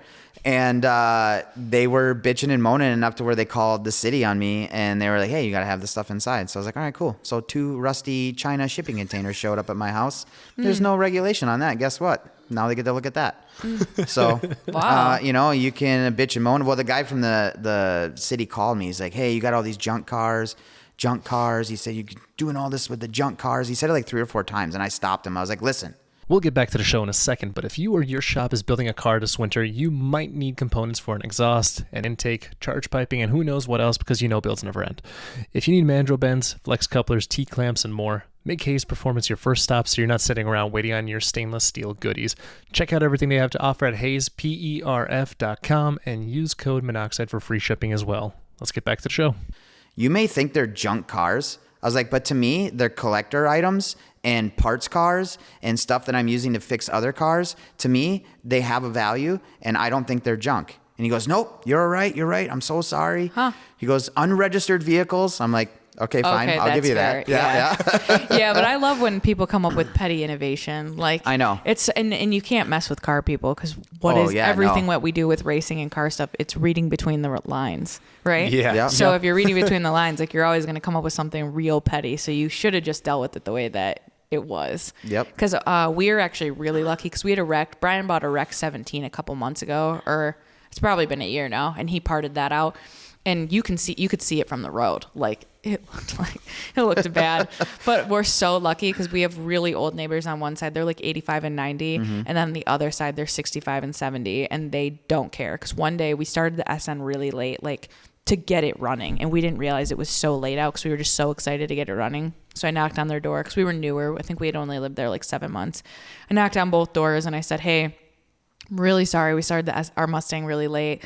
I didn't realize it was as late as it is. And the 90-year-old lady goes, oh, honey, I take my hearing aids out at 7. So I was like, okay, well, I know not to bother you guys. If there's an emergency, I got to make sure you put your hearing aids back in. But we're really lucky being on the main road because across the street is just an industrial park. Mm-hmm. And then our 2 acres butts up to another 2 acres. So like we've never even seen the neighbors behind us. That's perfect. Yeah, we got really lucky. So I don't love the house that much because we've only lived there for 2 years, but I wish it was a little farther back. But otherwise, I can't really complain about our setup because everybody's so chill. This guy doesn't bother me anymore, and the guy across the street, the old guy, he loves it when I start stuff up. He doesn't care what time it is. He says he yells America every time he hears it happen. He's like, you guys are just the best. But one guy who keeps his yard super nice is my right next door neighbor. But like, I have a skid loader, I have all this cool shit, so like I help him do stuff all the time. I just hauled a bunch of trees out of his yard the other day. Oh yeah, because we had a big storm come through and blew a bunch of stuff over. So he absolutely loves me. So it's just that one guy. And now he's got an old Dodge truck sitting out back there. So he must have... the junk out there. Yeah, I know, right? He must have been like if you can't beat him, join him type situation. So Maybe. Yeah, because we've had some terrible neighbors in the past. Like we had an old, a 15 Super Duty that we sold because our neighbor was so awful. Because it was such a small, tiny little neighborhood that we couldn't leave it in the street. And then anytime we would pull out of the driveway, he always said that we were on his grass. And they were younger. They were young people. Those are the ones you got to watch out for, to be honest with you. And you know what's even crazier? Again, stuff coming full circle. We had a friend that was like, oh, you live next door to my cousin. So the cousin that lived next door to us would say nasty stuff about us on Facebook and would say stuff like, because he would send it to us, and it was like, I can't wait to vandalize their cars and like pop all their tires.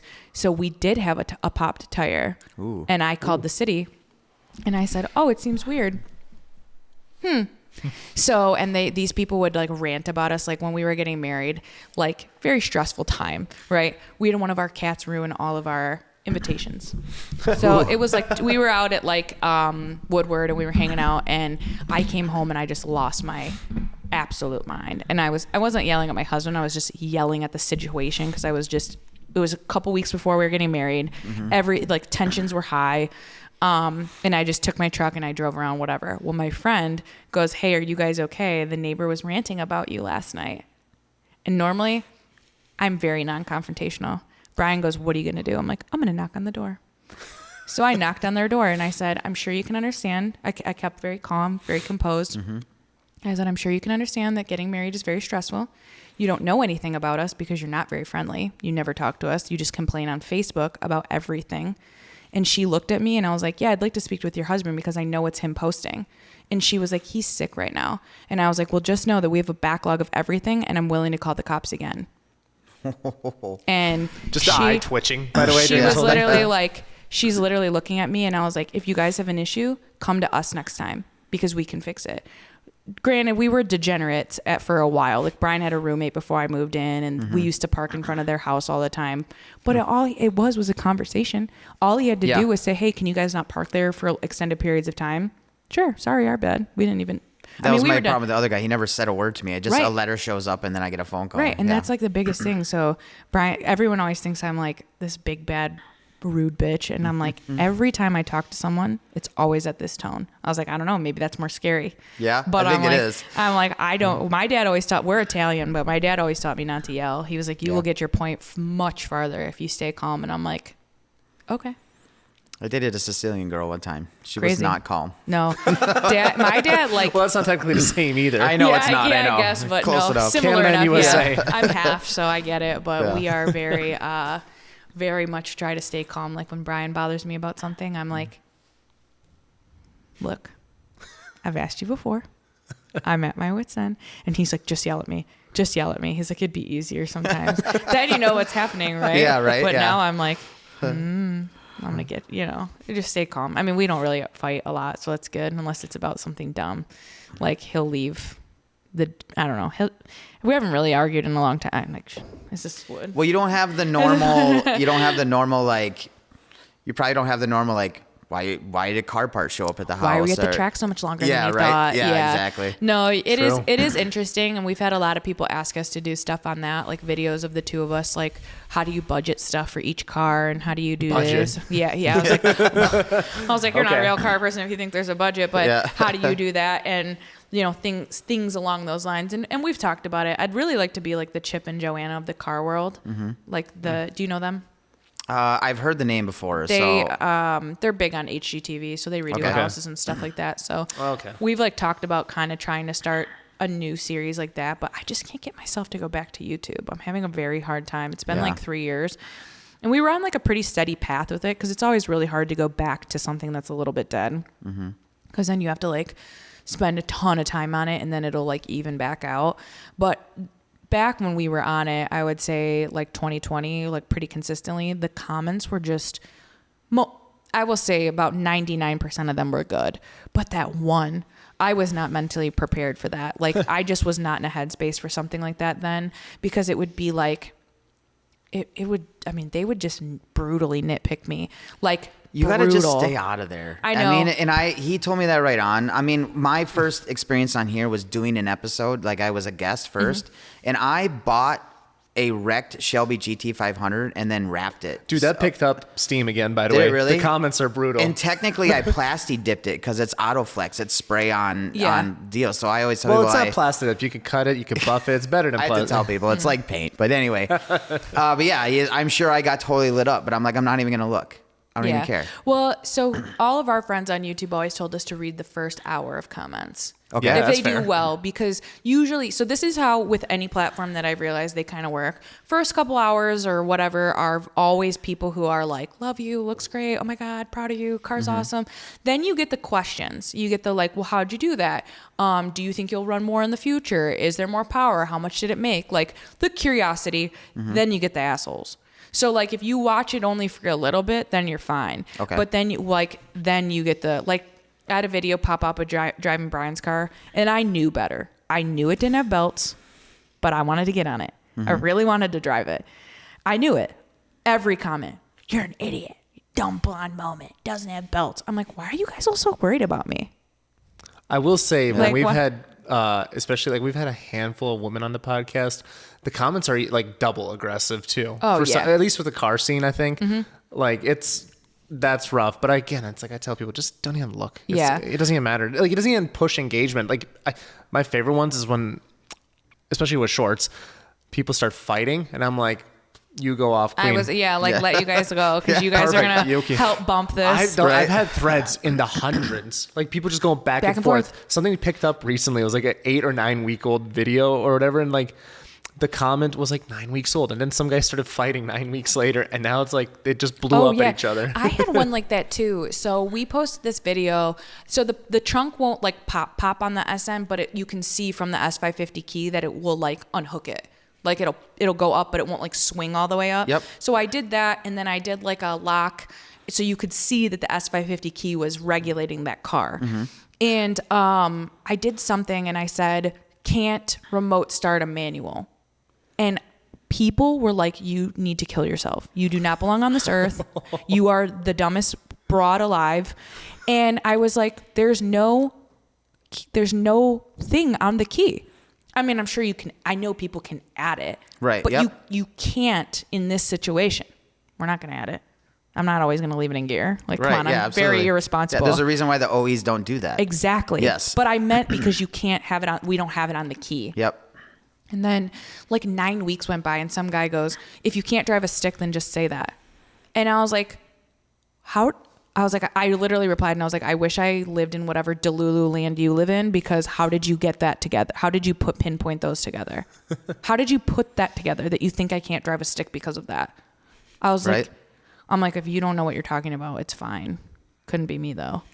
I was like, it's just like, I'm a lot better with comments though. Like, I had one where I was holding the drive. I have a carbon drive shaft for the S550, and someone was like, "That's so unnecessary for a car like that." And I was like, "Well, what else do you recommend for a car that makes 1,300?" I've had steel, I've had chromoly. They've all broken. So what else do you recommend? And then they reply, or they don't reply most of the time. They usually don't. Yeah. Usually don't. Sometimes I'll get them to change. Like I did the Christmas tree race for Cletus a couple years ago. Big old Christmas tree on my car, because I knew I was going to be the slowest, but I was like, I got to be the most memorable. So it was like wild. We had bulbs on it, everything. And some guy was like, you only made it to the second round because the car next to you broke. And I just wrote back, and I was like, that's the Christmas spirit, Scrooge. And so many people tore him apart. And he actually ended up saying sorry. He was like, yeah, I guess it was supposed to be fun and whatever. I was like, we weren't there for money. Right. So it is supposed to be fun. And that's drag racing. The fastest car on the property could break next to you. You don't know. That's why you try. Yeah. So most of them have never actually been on the track, right? Like I lose all the time. I enjoy every single moment of it. I've never won. Yeah, the adrenaline that I get when I'm there, I got my helmet on, I got all my gear on. I was like, I feel so alive right now. Yeah, I'm probably the worst drag racer because for me, it's about the experience and not like winning because I'm not very competitive. Like if there's like a drop of water on the ground, I'm like, we're leaving. Like I don't want to wait it out. Like I have seen a friend wreck really bad when they let some water on the track and like they should have shut it down. But I'm just not competitive. Like if it's like, oh, okay. Oh, whatever, let's go. Like I just do it because I love it, not because I'm here to win. I mean, sure, it'd be nice. It'd be sure to have like the recognition, but in 14 years, I think I've been in third place. I've been in third place, and then there's a local guy that I always end up next to him at the end, and I've come in second to him twice, and that's it. So it would have been nice to beat him, but I'm also... There's so many people out there that are giving it way more than I am willing to give it. Yeah. And good for them. Like, they should win. They're really, like, the stuff they do to their cars, to me, make it totally unusable now for anything else, which is not exciting for me. And, but good for you. Like, that's what you should do. Right. Well, but I'm fully aware that I'm not going to beat that person. Well, it's like what we said earlier about being fun still. Like, to me, everyone wants to say they have a 1,500 horsepower car and that they've been 780s. But what lasts at that point?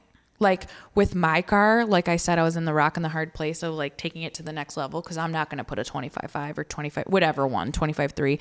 I think my car is even too heavy to put one in. It has to weigh 3,600 pounds, like a full chassis cage. I'm not going to do that. I don't want to put that in that car. But guess what I have in that car? I have a 10 or 80 that's almost on its fourth year, making 1,300. That's crazy. Yeah. That's crazy. That's why everyone talks about how they hate 10 or 80s. And I was like, you're not. I mean, they're finicky, but you have to know them. So how do you make it last that long? I don't have a trans brake. Okay. The trans brake helps a lot because I've watched a lot of people and they'll sit there and bop, bop, bop, bop, bop. And I'm like, you got to go. You got to release it. And trans fluid immediately squirts out of it. Yeah. You can't put a trans brake on them. And my dad is just a very good transmission tuner. Like, I'll say he's tuned the transmission. Yep. Then? So a lot of people may say that I can't say a lot. Most people like my dad, but if somebody doesn't like him, the one thing they'll give him credit on is he's a very good transmission tuner. So I think we just know the quirks of it now. We know not to keep it in the 1-to-1 at the end of the track, like leaving from a different gear, like we've just spent a lot of time with it. So if you hear a lot of people that are like, oh, it's the worst transmission ever, they probably don't know that much about transmission tuning. Yeah. And not to be arrogant, but I mean, I'm like the bona fide 10 or 80 queen at this point because I'm the only one that's still on it. Most people have gone to 400 at this point or glide. I just don't want to. I just don't want it to be a race car yet. That's the hill I'm willing to die on. Yeah, that I agree. It's not a race car. Like front runners, parachute, drag brakes, cage. It's not a race car because it has a 10 or 80 still in it. Yeah. Is that what defines a street car? Okay. There's a few things I feel like that's such a crazy argument. Like, because is Brett LaSalle really a street car? You know what I mean? Yeah, they talk about that. I've listened to some podcasts and they're like, car has to have an alternator, but like sitting on the passenger seat. You know, like they have to have, it's like, okay, yeah. You're like, okay, well, I guess it's you didn't say it had to be on it. Right, yeah. Right. Like in my case, I really do think mine's still a street car. I mean, the Apple CarPlay still works. Yep. It's got a digital dash, AC and heated steering wheel, remote start. Like it's still. Door panels still too? Door panels too. Yep. Like it just was like a street car to me. 2K. Yeah, door panels and a radio, I think. Yeah.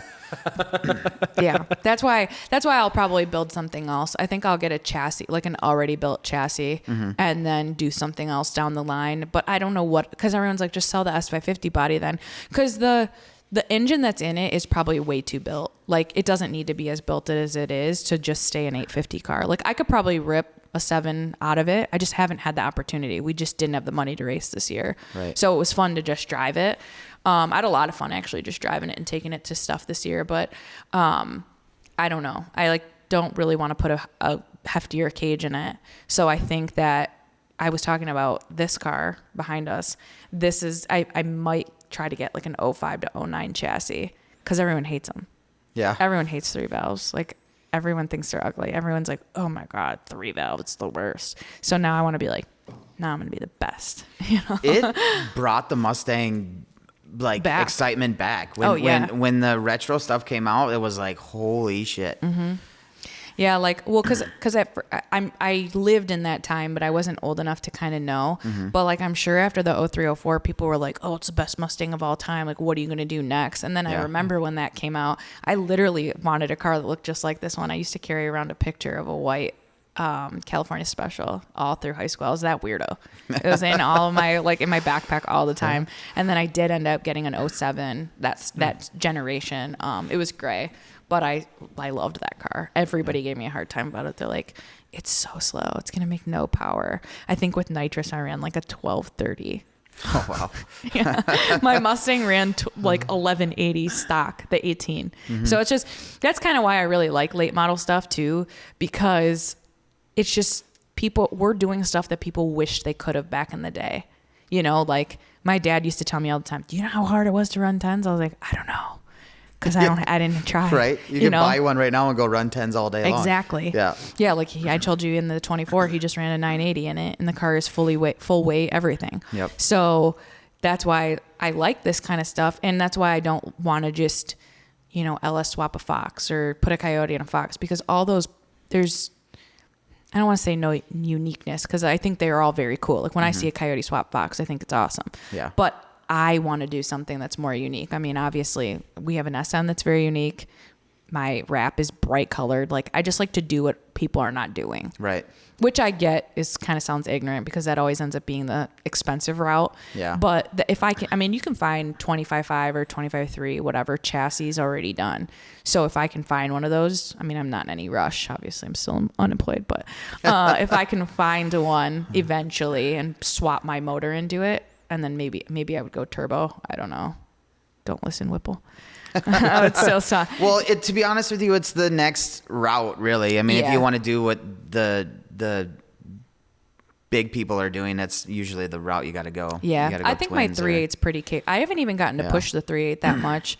What size pulley are you running on it? Oh, it's big. It's like a 3.7.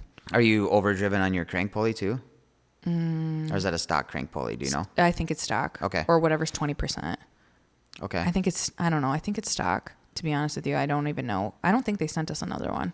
But they told us to put the 3.8 upper on it, because that was equivalent on the 3.0 to a 3.0 upper. Oh, really? Yeah. That's how much, like that blower has a lot of potential. I just haven't had an opportunity with it. And I wasn't going to do that blower until my motor got more serious. So that combo could go into a really fast, really fast stick car, and could be probably a 750 car. I mean, Brian's car is my old ported 3.0, and the car weighs 3,200 with him in it. So if I've gone 840, he should be a low 8-second car. Yeah. He just has to drive his. I can kind of just know it'll be reliable. Well, again, knock on. Yeah, right? Knock on something, but yeah. So beyond that, like what else has been like a contributing factor? Because like what's the fastest you've run so far? Like 840 at 170. So my Okay. mile an hour is very low 8s. Yeah. Okay. So I just haven't gotten there yet. But because that's the thing too, like about the 10 speed is like I could put a trans brake on it and probably get way better 60 foots and have been closer to low 8s and high 7s. But it comes back to the fun. It comes back to the reliability. Right. I don't want to pull that trans every time we're out. I don't want to put it out every season, or I could put a Glide in it or a 400 and be a 780 car probably all day. But I just don't want to. Yeah. I have such a fun time the way that it is. And I probably sound so old, but like that's just what we've gotten to. I've gotten to the point where it's a blast when it's figured out. But right now it's just this engine. Like when we went more serious, it's just these rods were an issue. This piston had an issue. So it's just been the more serious stuff. Because my dad doesn't do a ton of serious stuff. His customer is a lot of the intake tune. Yeah.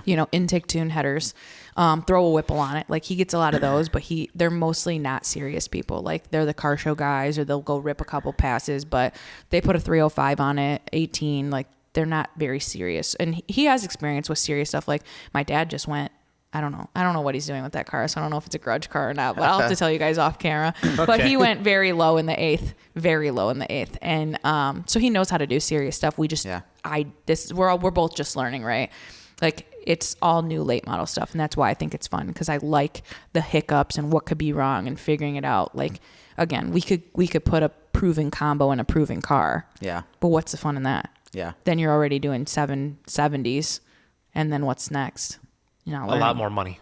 Right. Yeah. Right. And that's, again, that brings us back to the fun. It's not that fun when it's that expensive and high maintenance. Yeah, the closer you get to like low 7s or high 6s even, like that's where you're starting to talk about seriously big budgets. Mm-hmm. Yeah, you need big sponsors, big people behind you.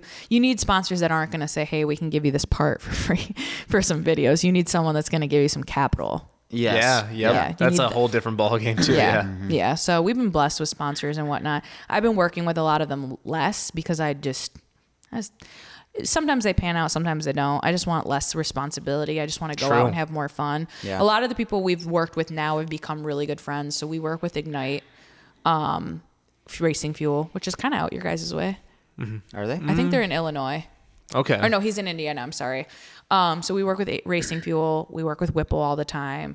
We work with HP Tuners. We still work with Lethal. I love, like, just the stuff that Jared does is, oh my God, that guy's hilarious. He seems like, I want to go grab a beer with him sometime. Yeah. He just seems like a blast. Jared's fun. Yeah. But yeah, that's like what we do. We've just like, it's anybody that has turned into like friends with us. And then that's it. Like, I mean, sure, I would love for somebody to sponsor like some optic armor. I would consider doing that, like the back glass in my car. But I've heard like if you roll the windows down when the car is going to like fast on the highway, it can pop out. Yeah. So I was like, yeah, I don't want to do that. I don't want to do that. I mean, maybe if I build something else, I would consider working with somebody. But as of right now, I'm like, just chilling. just hanging out. Yeah. Yeah. It is fun to see Brian race too, after how long that car's taken us, and pit crewing for my dad. And so it's been different, but it's still fun. Well, you mentioned that you say you got laid off from the Motor Trend thing's not a thing anymore? No. Okay. Motor Trend got bought out by Warner Brothers. So they were like a partial silent owner, I think, from my understanding. And then they only gave us a 3-day notice. I mean, we got 2-week notices afterwards and like really good severance. So I think they did what they could to take care of us. Yeah. But I was definitely blindsided because I had just been promoted in September, like a big promotion. And then by February I was laid off. So I didn't even get to like show what I was able to do.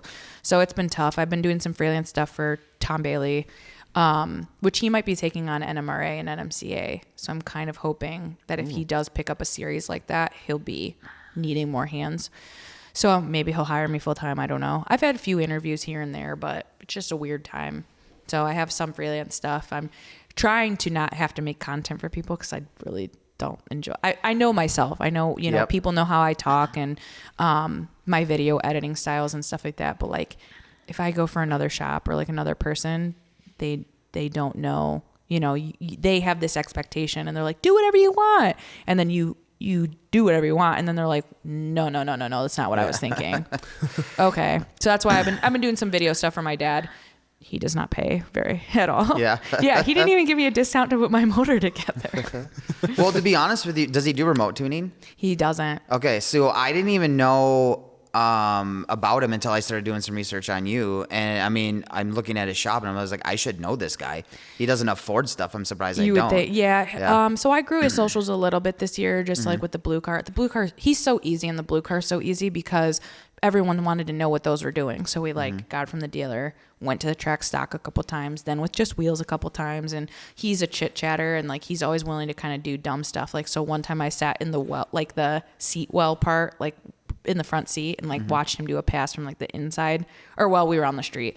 And like, he'll put GoPros on it. Like, he's fun. He should be paying me, but well, he doesn't. But yeah, I just posted before we started talking about taking the car there, and it went a 980. So I was pretty excited about it, and he's excited about it. And so that's what's fun. Cause I know I'm sure I'm going to check my phone. It's going to be like, oh, did you know Evolution's almost in the 8s? What are you guys doing? And for me, it's like, yeah, that's my dad. I mean, my dad knows all those guys. Like, he just talked to Evolution a couple days ago. It's not about that for him. It's about the fact that it has a much bigger pulley. It's a little bit of boostain, and it's still fun.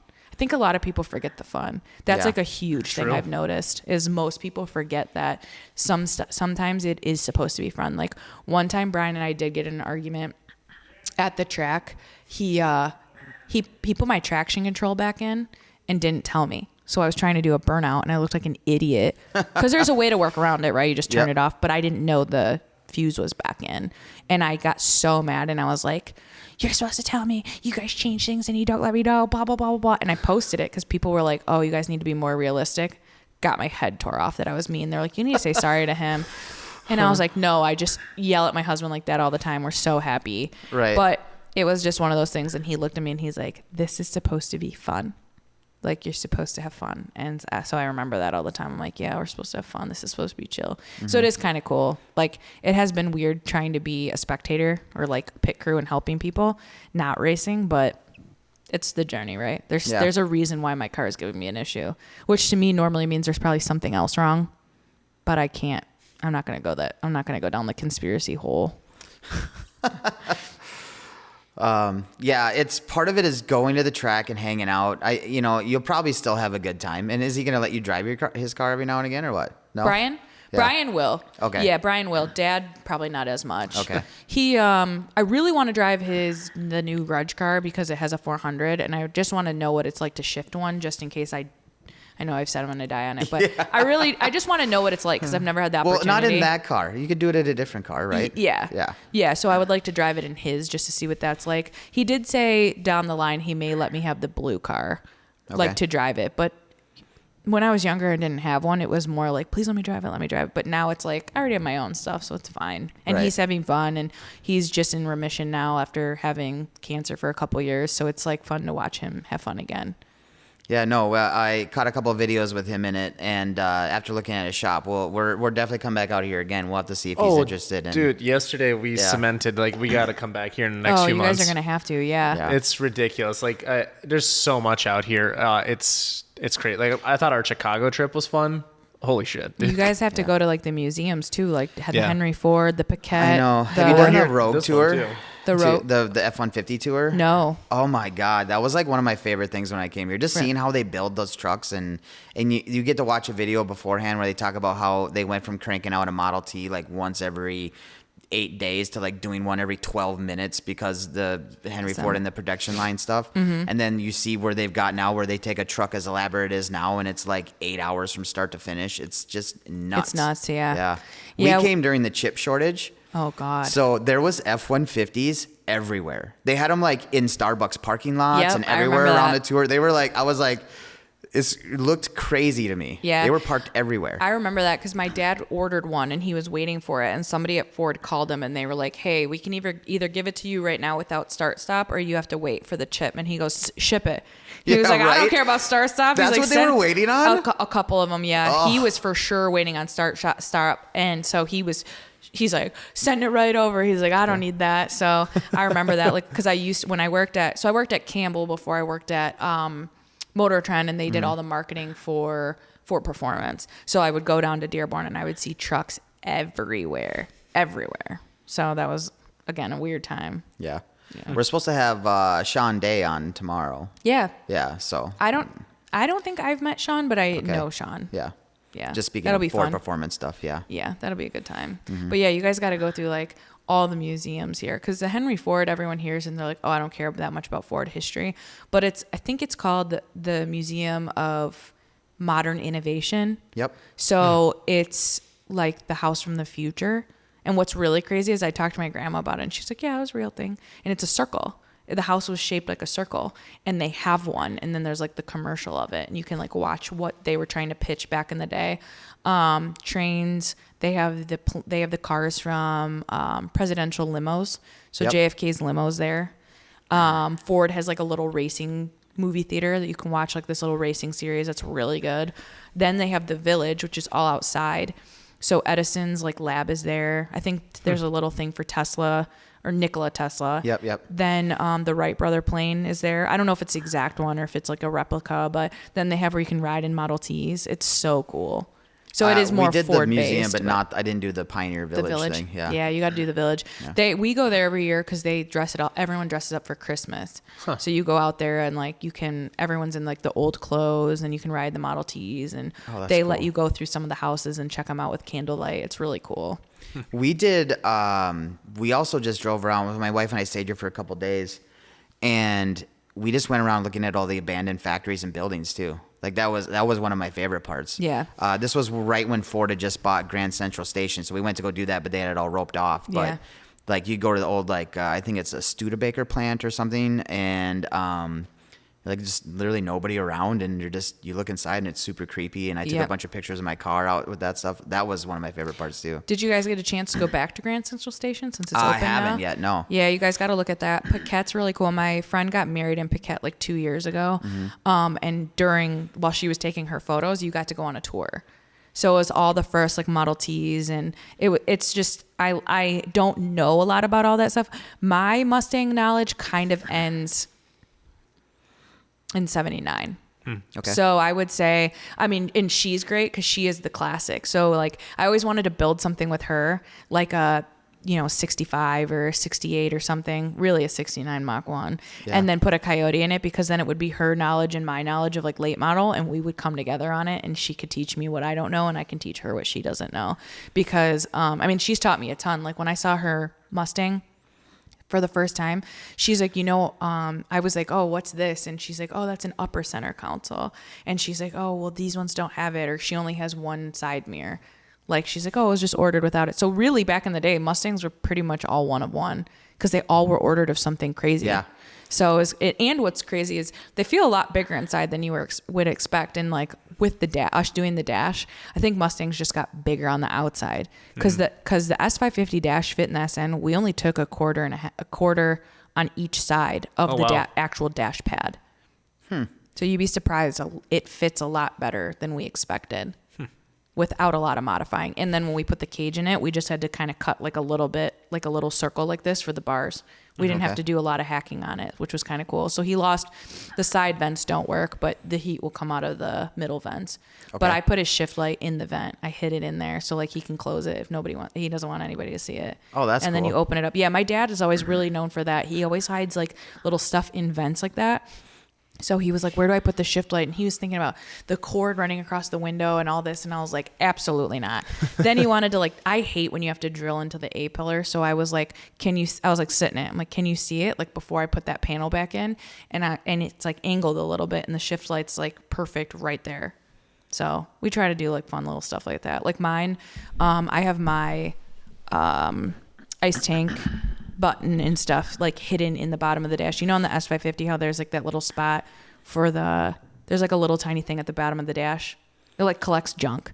Yeah. It's got that rubber thing on it. I can't think of like what it's called, but there's like a phone cord there, like the USB. Oh is yeah, there. yeah, yeah. Yep. I have a little. It's like a spot where people toss chains. Yeah, and, it's just got. My phone doesn't fit there because it's freaking huge. Yeah, but mine too. It's like a junk. It's just a junk collector. Yeah. So we made like a little panel that kind of fits in and like looks OEM that has my line lock and my ice tank. Oh, that's so cool. we always like try to hide them, because when I did that, everyone's like, oh no, put in the sunglass holder and all that. And I'm like, when I'm strapped in, I can't reach it.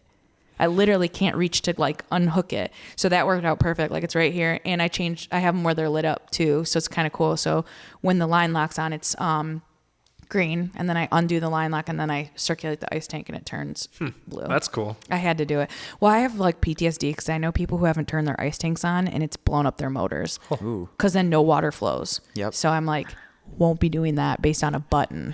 Because we used to do it like when the key would turn, it would just circulate. And Brian's like, well, by the time, I don't know why he was so like anal about it, because that blower never gets hot. Literally, you could put your hand on a brand new Whipple and it's not going to get hot, really? Especially not one with an ice tank.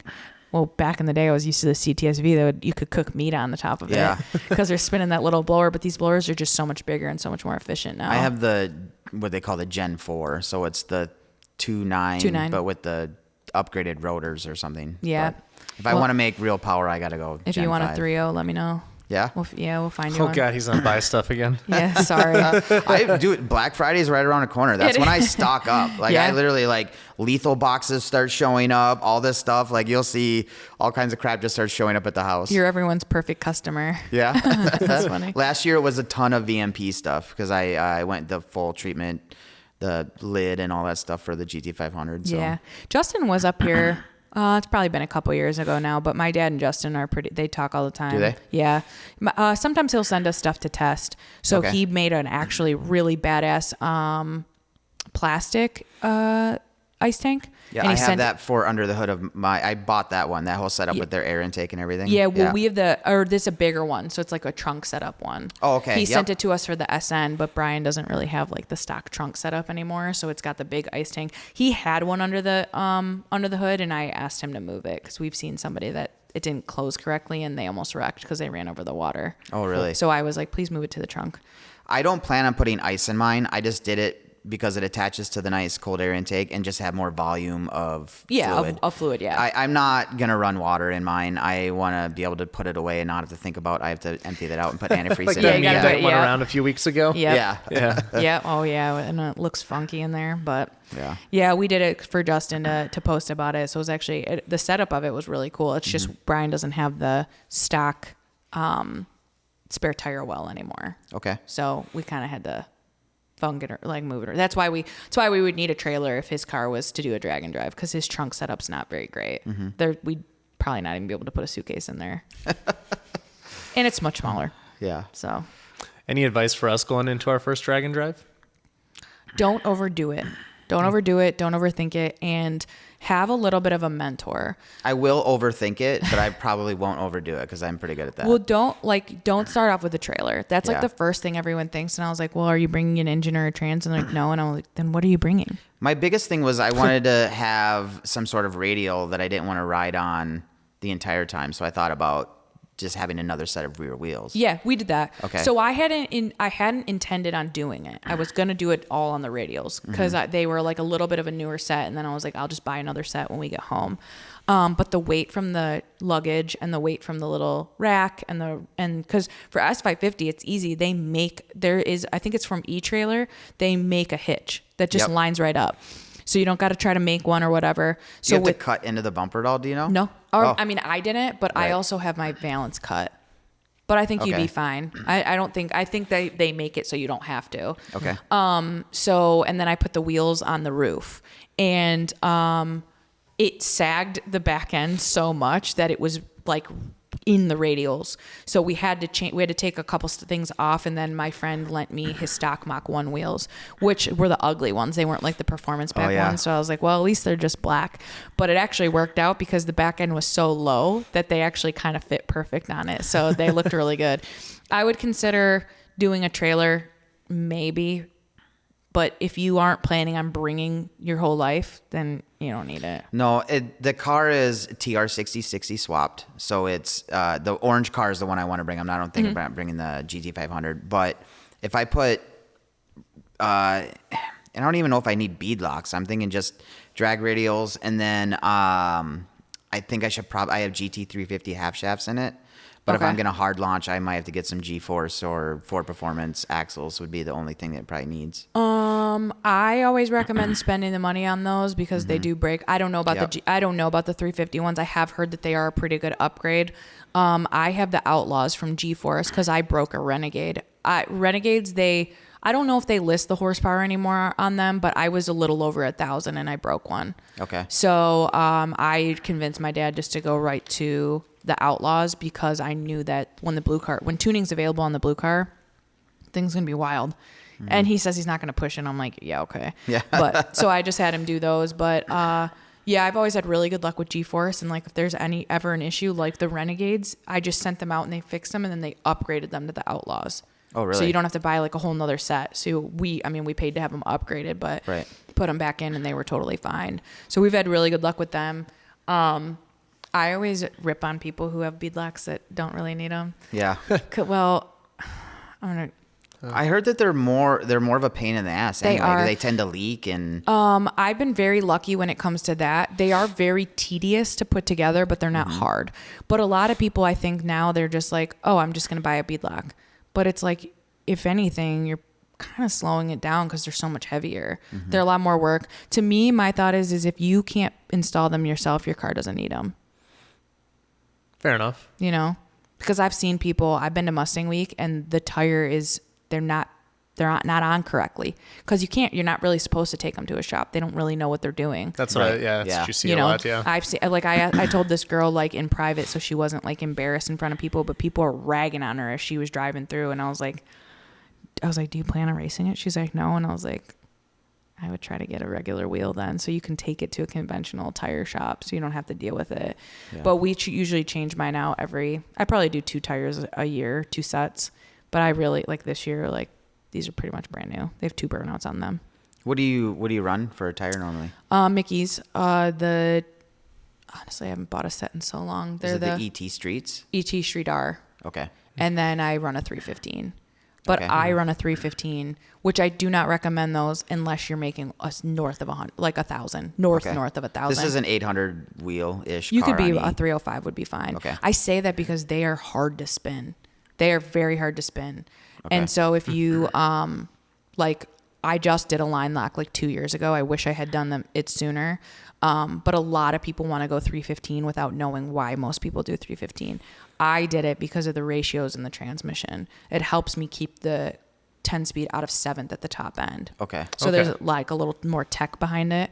But I recommend a 305 to most. And then if you start spinning, you can, because they're not easy to put on too. Like I had to raise my car back up to put them on.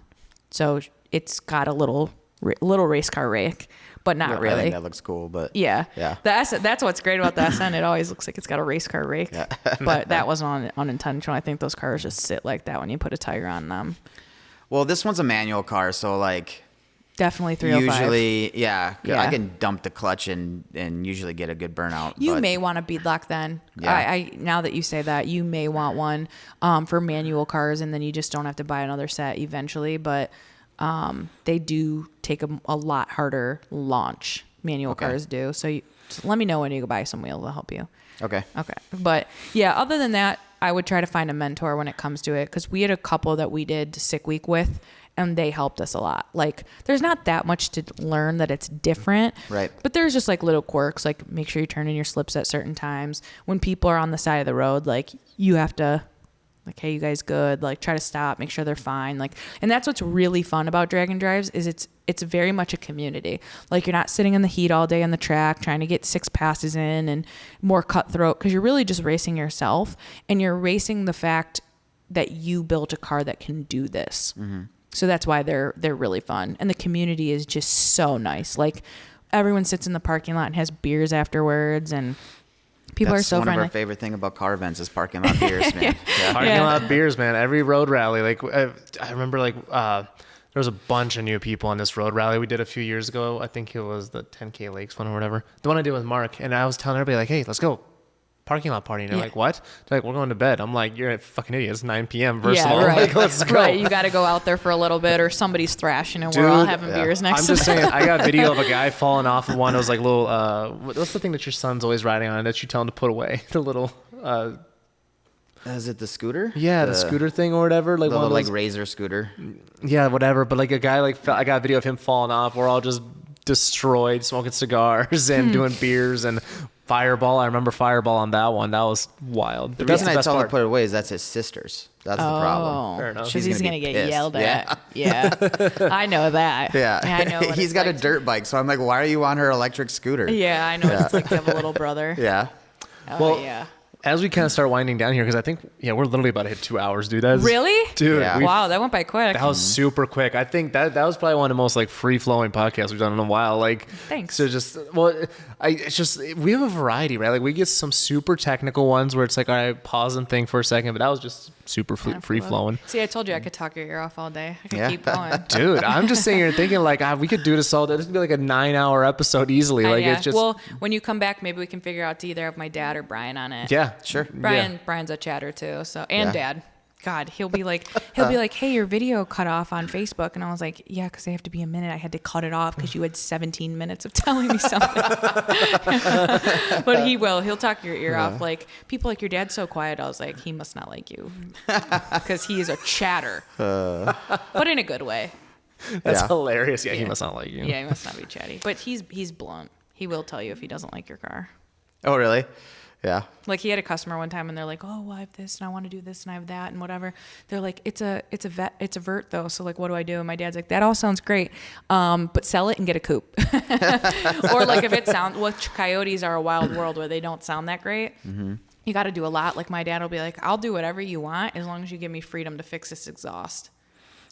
Really? Yeah. Yeah. He hates them because I always call him a bass boat. Don't they sound like a bass boat underwater? A lot of them.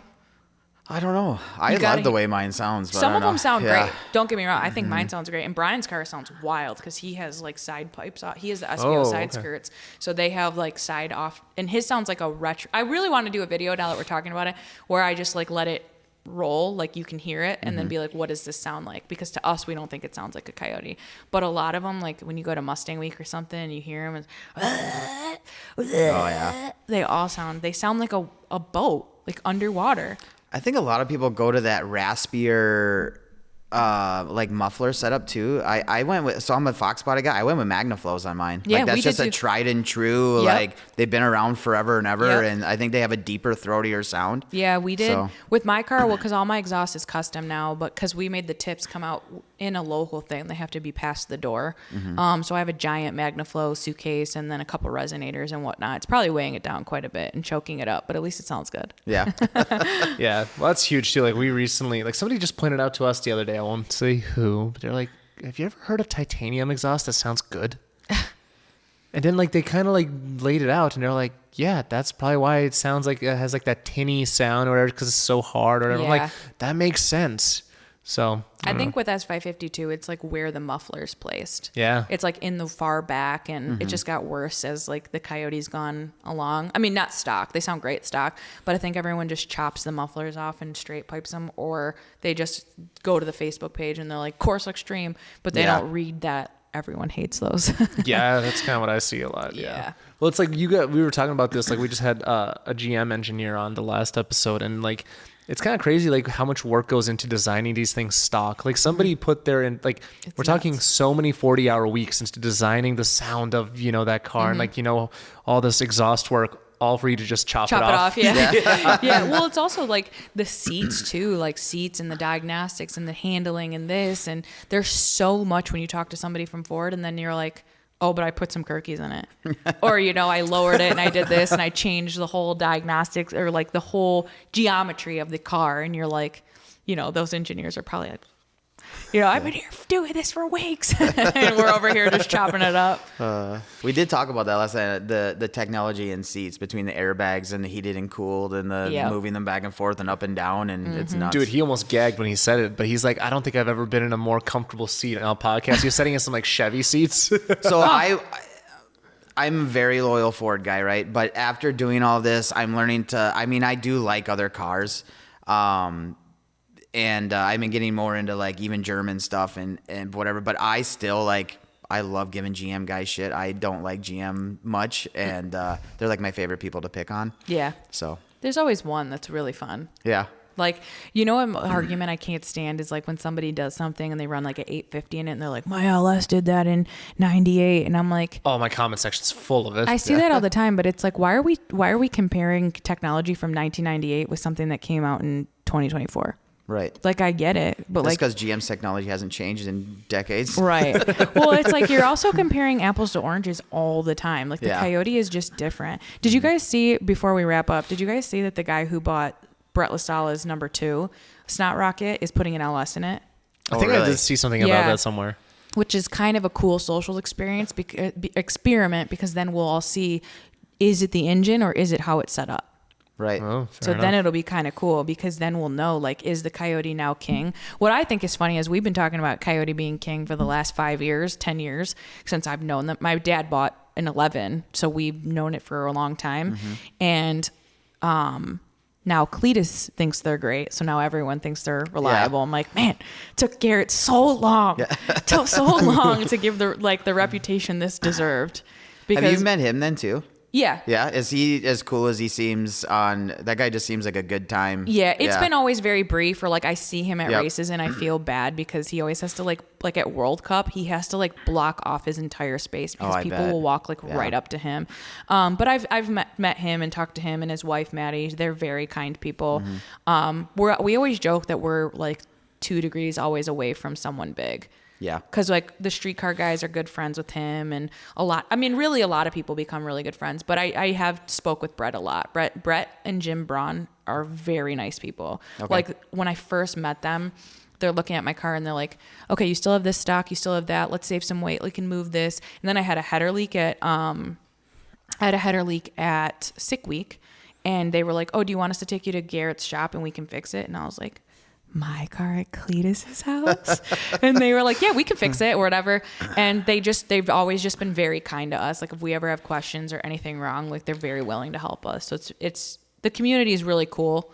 And one thing I'll have as a takeaway that I've learned that's helped me a lot, no one faster than me has ever degraded me. Yeah. It's always the guys that wish they were doing it. So I think that helps a lot when I remember it was my argument when I said that the people, they've never been on the track when they're giving you that crap. It's not like even in the road course world when we're doing that stuff, there's plenty of guys out there faster than me, but they're more willing to like tell you how to do it or help you, guide you into so you can accomplish the same goals. Because they've been there. They know that you're struggling. And it's the same thing with the SN. Like if somebody messages Brian or I and says, hey, I have an SN, I bought a wrecked car, I already have the dash, what computer did you go with? Or, you know, hey, how did you do this? And can you walk me through that? I'm so much more willing to do that because they're trying rather than one time someone was like, how much to do it. He was just very rude. So I was rude. I matched his energy. I was like, hey, well, because Brian being an engineer helped us a lot. He CAD designed a lot of his brackets and stuff that he needed, and he welded it himself. I was like, well, I think GM pays $60 an hour for a CAD design right now. So he probably has like $4,500 into it. I was like, how do you want to pay? And the guy was super mad. But I was like, why should I tell you all of that? You aren't being kind. Like if he was very nice, like, oh my God, I would really want to do something like that. You guys did a great job, and someone wanted help, like how to start, then sure. But you're not going to just harass me and expect me to just bend over backwards. We have a ton of time and money into it. Yeah. You know, because we used to have a friend that was always really rude. His Cobra was so fast. Like he was doing like 790s back like 5 years ago at TX2K and stuff. And anybody would ask like, what are you doing or what transmission, whatever. And he would always just kind of nod his head and be like, and we always were like, why are you so rude to people? He goes, because they're not paying me for my time. So like over time, I've kind of adapted it, but I'm not going to be rude like that. So most time car guys want to talk about their car, right? Like that's, unless they feel like they have like the secret that's going to change the world. Oh, I love the secret guys sometimes too, though. Oh man, especially when somebody's like pushing a platform. Cause like we've had a handful of record holders on the podcast too. And it's like, they're not going to give you everything. Yeah. So there's that. Yeah, I get it. You want to know the secret? Start with a Coyote. Okay, can we just get this out of the way? Sure. It's not a small engine. No, God. Like, they're like, well, we've been doing it out of a 5.0 for this long. Dude, it's not like it's a 2-liter. I mean, come on. I think people, when they say that is like, oh, well, you have a Thompson 427 and I'm over here on a 302. Yep. So it does feel like it's littler, but physically it is not littler. Oh, that's my next shirt. More littler. More little. Sorry. I gotta show you something afterwards. I need your opinion on actually. Sure. But what's it called? Dan, do you want to pop the usual 3? Yes. So at the end of every episode, we like to ask our guests to pick 3 cars. Okay. You can pick a daily driver, a track car, and a show car. You have an unlimited budget. You can swap whatever you want, meld 2 cars together, whatever you want to do. Ooh. But you have to pick 3 cars. Okay, a daily would be an F82 M4. Okay. I think I'm saying that right. I want one because I know I won't touch it. Is it F82? Yeah, so like the outgoing generation? Yeah, not the current one. Yeah. Because that's a G. Yeah, that's what I think that I drove when I was like stage 2, 560 wheel or whatever. I've never even driven one. They're so great. I mostly just want it because it's beautiful. I don't know anything about it, and I know I won't touch it. My friend just got like a gold one. You know that gold color? Yeah. I love those. I love them. I just think they're beautiful. Won't touch it because I don't know a damn thing about it. That auto rev, are you manual? I'm guessing, right? Yeah. Yeah, you get that auto rev match. And everything. That would be like my Focus replacement. Dude, it's the easiest car on the planet to drive. Drag car, like a track car, whatever kind of track car. You pick a track. I would need the budget to go with it, but it's a limited budget. Probably one of the Snot Rockets. I would take one of Brett's cars because it's just so nice. Probably 3. Okay, it's gonna be crazy. Yeah. And then what was the last one? Show car. Oh, show car. Yep. I would want a Countach, an old one. I think they're so cool. They're like the pinnacle of Italian. Not a Diablo? No, I love the Countach. It's so cool. That or the Miami Vice Ferrari. Okay. Has to be that one. but probably the Countach more. Countach? I know. Well, it'd have to be a show car because I've heard they're not very comfortable. Everything about them's horrible. I've heard. Yeah. It's also like a 50-year-old car. What do you expect? At this point. So yeah, those would probably be nothing outrageous. Totally Okay. outrageous, I guess. It sounds like you had those ready. Like that was a rapid fire, right? Right? Yeah. Really? Yeah. That was pretty Yeah. quick. We've only had a handful. I think the fastest we've had somebody answer was like 10 seconds. Oh. Just ridiculous. I just want an M4 so bad, and everyone I keeps didn't trying expect to talk me that. out of it. Dude, they're I so I good. really want one and make the plate like alter ego or something, or like just very different. Like I want to wrap it pink. Like I want it I to can see be that. nothing like myself. Like I'm always like teal's very obnoxious. Like all my cars have been silver or gray, and then when I wrapped that, and I was like, ooh. This is weird, you know. So that's why I want something even weirder, like a bright pink or like a fuchsia pink or something, and then put like a bronze wheel on it, and just that's it. There's a girl out in Arizona, I think it was. She had one that was had these like brushed silver wheels or whatever, and then it was like a solar beam yellow. Oh, That looked so good. She's got an Aston or something, I think, but like it just looked looks amazing, awesome. dude. there's a girl in Florida that I follow that I want to emulate her. It's the pinkest pink car I've ever seen, and she hosts pink car events. She Okay. gets like 40 cars, Really? and she has an M4, and she has those heart wheels. So it's yeah, pink, okay. and then she has pink heart wheels and everything on it, and she puts like a pink bow on it, and that thing goes viral constantly. And I was like, well, I know why, because it's so cool. Yeah. Definitely not, like I said, not my personality, not my like, I mean, for a long time I didn't even post myself because I wanted it to be taken seriously as like a guy's car. Yeah, yeah. And so that's why, like, when we did the teal, I was like, ooh, this is weird. I'm putting myself out there. You know which car I've been really liking lately? I forgot her last name, but you know Brooke? She has like a pink GTR, like a chrome Yeah. one. Yeah. Yeah, so I've been chatting with her a little bit because she's friends with another person. I don't even know how we made a She's connection. in the East Coast, right? I think so, something like that. Yeah. Yeah, she's going to like World Cup, but like we're gonna try to coordinate with her to get her on at PRI. But like I didn't even notice that her beadlocks have the hearts in it. I'm like, okay, that's kind of Oh cool. no, I've never seen that. We always miss each other at events. Right. Either she's going to this one or she's not. And I think I saw her at TX2K a couple years ago, but Yeah. we didn't like. That's know, where I first saw that car. Yeah, I didn't like know who she was, so I wasn't definitely not as open to like walking up to people because I was always scared. But we always miss each other. Again, I always do World Cup. Can't do it this year because we have a wedding. So again, I'm missing her. So there's a lot of people like that. Like, do you know Joanna Murray? She has a Civic. Yeah, She's I in follow. Florida. I think I follow her. Yeah. Same thing. Missed her she was at World Cup and I missed her. So sometimes when these events are just so huge, you don't get the opportunity to talk to yeah. people, which sometimes is better because you don't want to bother them while It's they're like difficult. getting ready. Yeah, it's like when we do episodes at events, it's like, oh, maybe we should just come here a month earlier. Yeah. It's or like tough. stay later or do it at the end or something. Cause it is tough. Like, cause I've had people walk up to me while I'm strapped in and I'm like, please politely, please go away.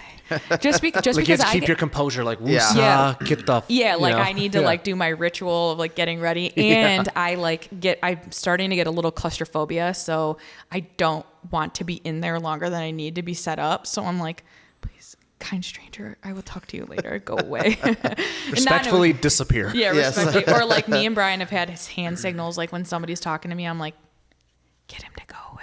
You know, like Brian will help take that help. I mean, he's really good at it. Like we're a good team. So Well, sweet. On that note, where can people find you? on Instagram, I don't really post a ton that much anymore. I do need to go back to it, but on Instagram, TikTok, and YouTube, it's all that 1320 chick. And if you want to follow me on Facebook, I'm not very interesting. I'm usually pretty sappy, actually. I just posted. Actually, today, Brian and I met 10 years ago, so I did a sappy post, and I had it all ready and loaded, so I'm waiting for him to be like a sap text back.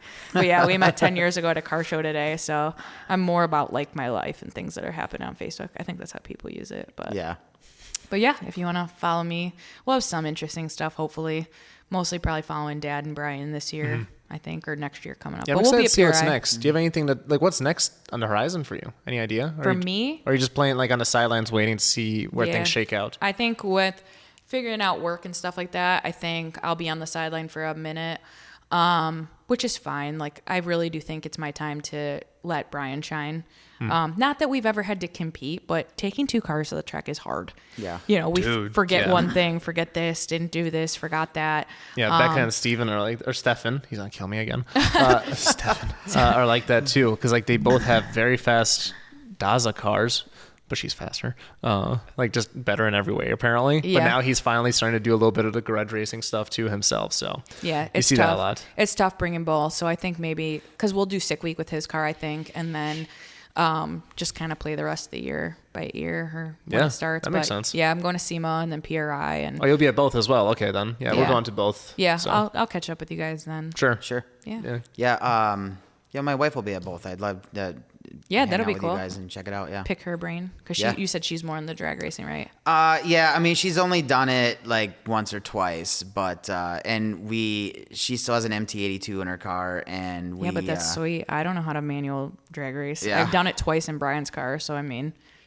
She kudos finally to her. has an MGW shifter now, so she likes it a lot more. So we'll have to get her back out there and see. Yeah, that's sweet. That's why I would like to learn Brian's car a little bit more and eventually like transition into the stick world because I don't like micro records and I definitely don't like female micro records, but there's a big deficit in the world with girls of driving sticks. So I was like, well, I might as well jump in while I can. Right. So. Dude, you know what was super badass? Do you follow any of the twin turbo Viper stuff or not really? Not really. So there was the guy who owns Juggernaut, his, I think, wife now, pretty sure wife, like just took delivery of her Gen 3 twin turbo Viper and just went off and just clicked off. I think it was like a 7.4 or something like insane. that. I can't remember if it was a manual or sequential in that one. I want to say It's probably sequential. Potentially. I'm not sure. Because like they also, like they just had his old car, the owner of Juggernaut, the Viper that just ran the streets for years, Colossus. They just took it out to a half-mile event and did 225 miles an hour with a stick. That's insane. Just straight up 6 speed. Like it's just gnarly, but yeah. I can go on a rant. Every episode I got to bring up Vipers. I mean, hometown heroes, man. Yeah, right. But and he's also from Detroit, like the owner of the company. So like that, he's like, you have to go to Woodward or you're dead to me. Wow. Or something like that. I'm paraphrasing. Yeah. Real quick, this sign that's been behind you the whole time, "Made in Detroit where God intended," is amazing. Oh, that's cute. I didn't see that. That's awesome. Yeah. And before we kind of close, I also want to say thanks again to the Jack Frost Museum Auto Museum here. This place is really cool. So like we actually were a little bit delayed on setting up. Like when you showed up, we were just kind of checking everything out. Like there's a lot, like there's big stuff here, like cars. Like there's an awesome Firebird over there. That's calling my name. But it's not that expensive. Like they have their cars. Like sometimes you go to a museum, you're like, okay, no thanks on that price. Yeah. $1 million. But I could seriously leave here with a car. Like they're kind of affordable. So that's funny. There's some really cool stuff here. But then there's also like a lot of these cool like knickknacks. Like I feel like if we ever get like a monoxide like studio or garage, like I'm gonna come here and just shop for stuff to have in there. Like there's a lot of cool stuff here. So I highly recommend coming out here if you're in the area. But yeah, shout out to you guys. What was it, Russ? For hooking it up for us. This is super cool. We're probably gonna do a little bit of scoping out after because now the next episode today is SEMA Garage. So we're gonna head over there. That'll be fun. But Dan, where can people find you? You can find us at Gun It Garage with 2 N's. We're trying to post more, but same thing. It's busy doing this stuff. Not always easy to catch it and go. I couldn't even do any highlights yesterday. It was just like we literally did podcasts for 12 hours yesterday. That's nuts. We spent 6 hours at Nostrum, 6.5 hours at Nostrum yesterday, and that was ridiculous. But anyways, as for me, you guys made it this far into the show. You know where to find me. Make sure to sign up for the free sticker. I send out free stickers to everybody with the newsletter. So, but other than that, Joanna, thank you very much for making this happen. Thanks for having me. Dan, thanks for existing, and we'll see you all next time. Bye.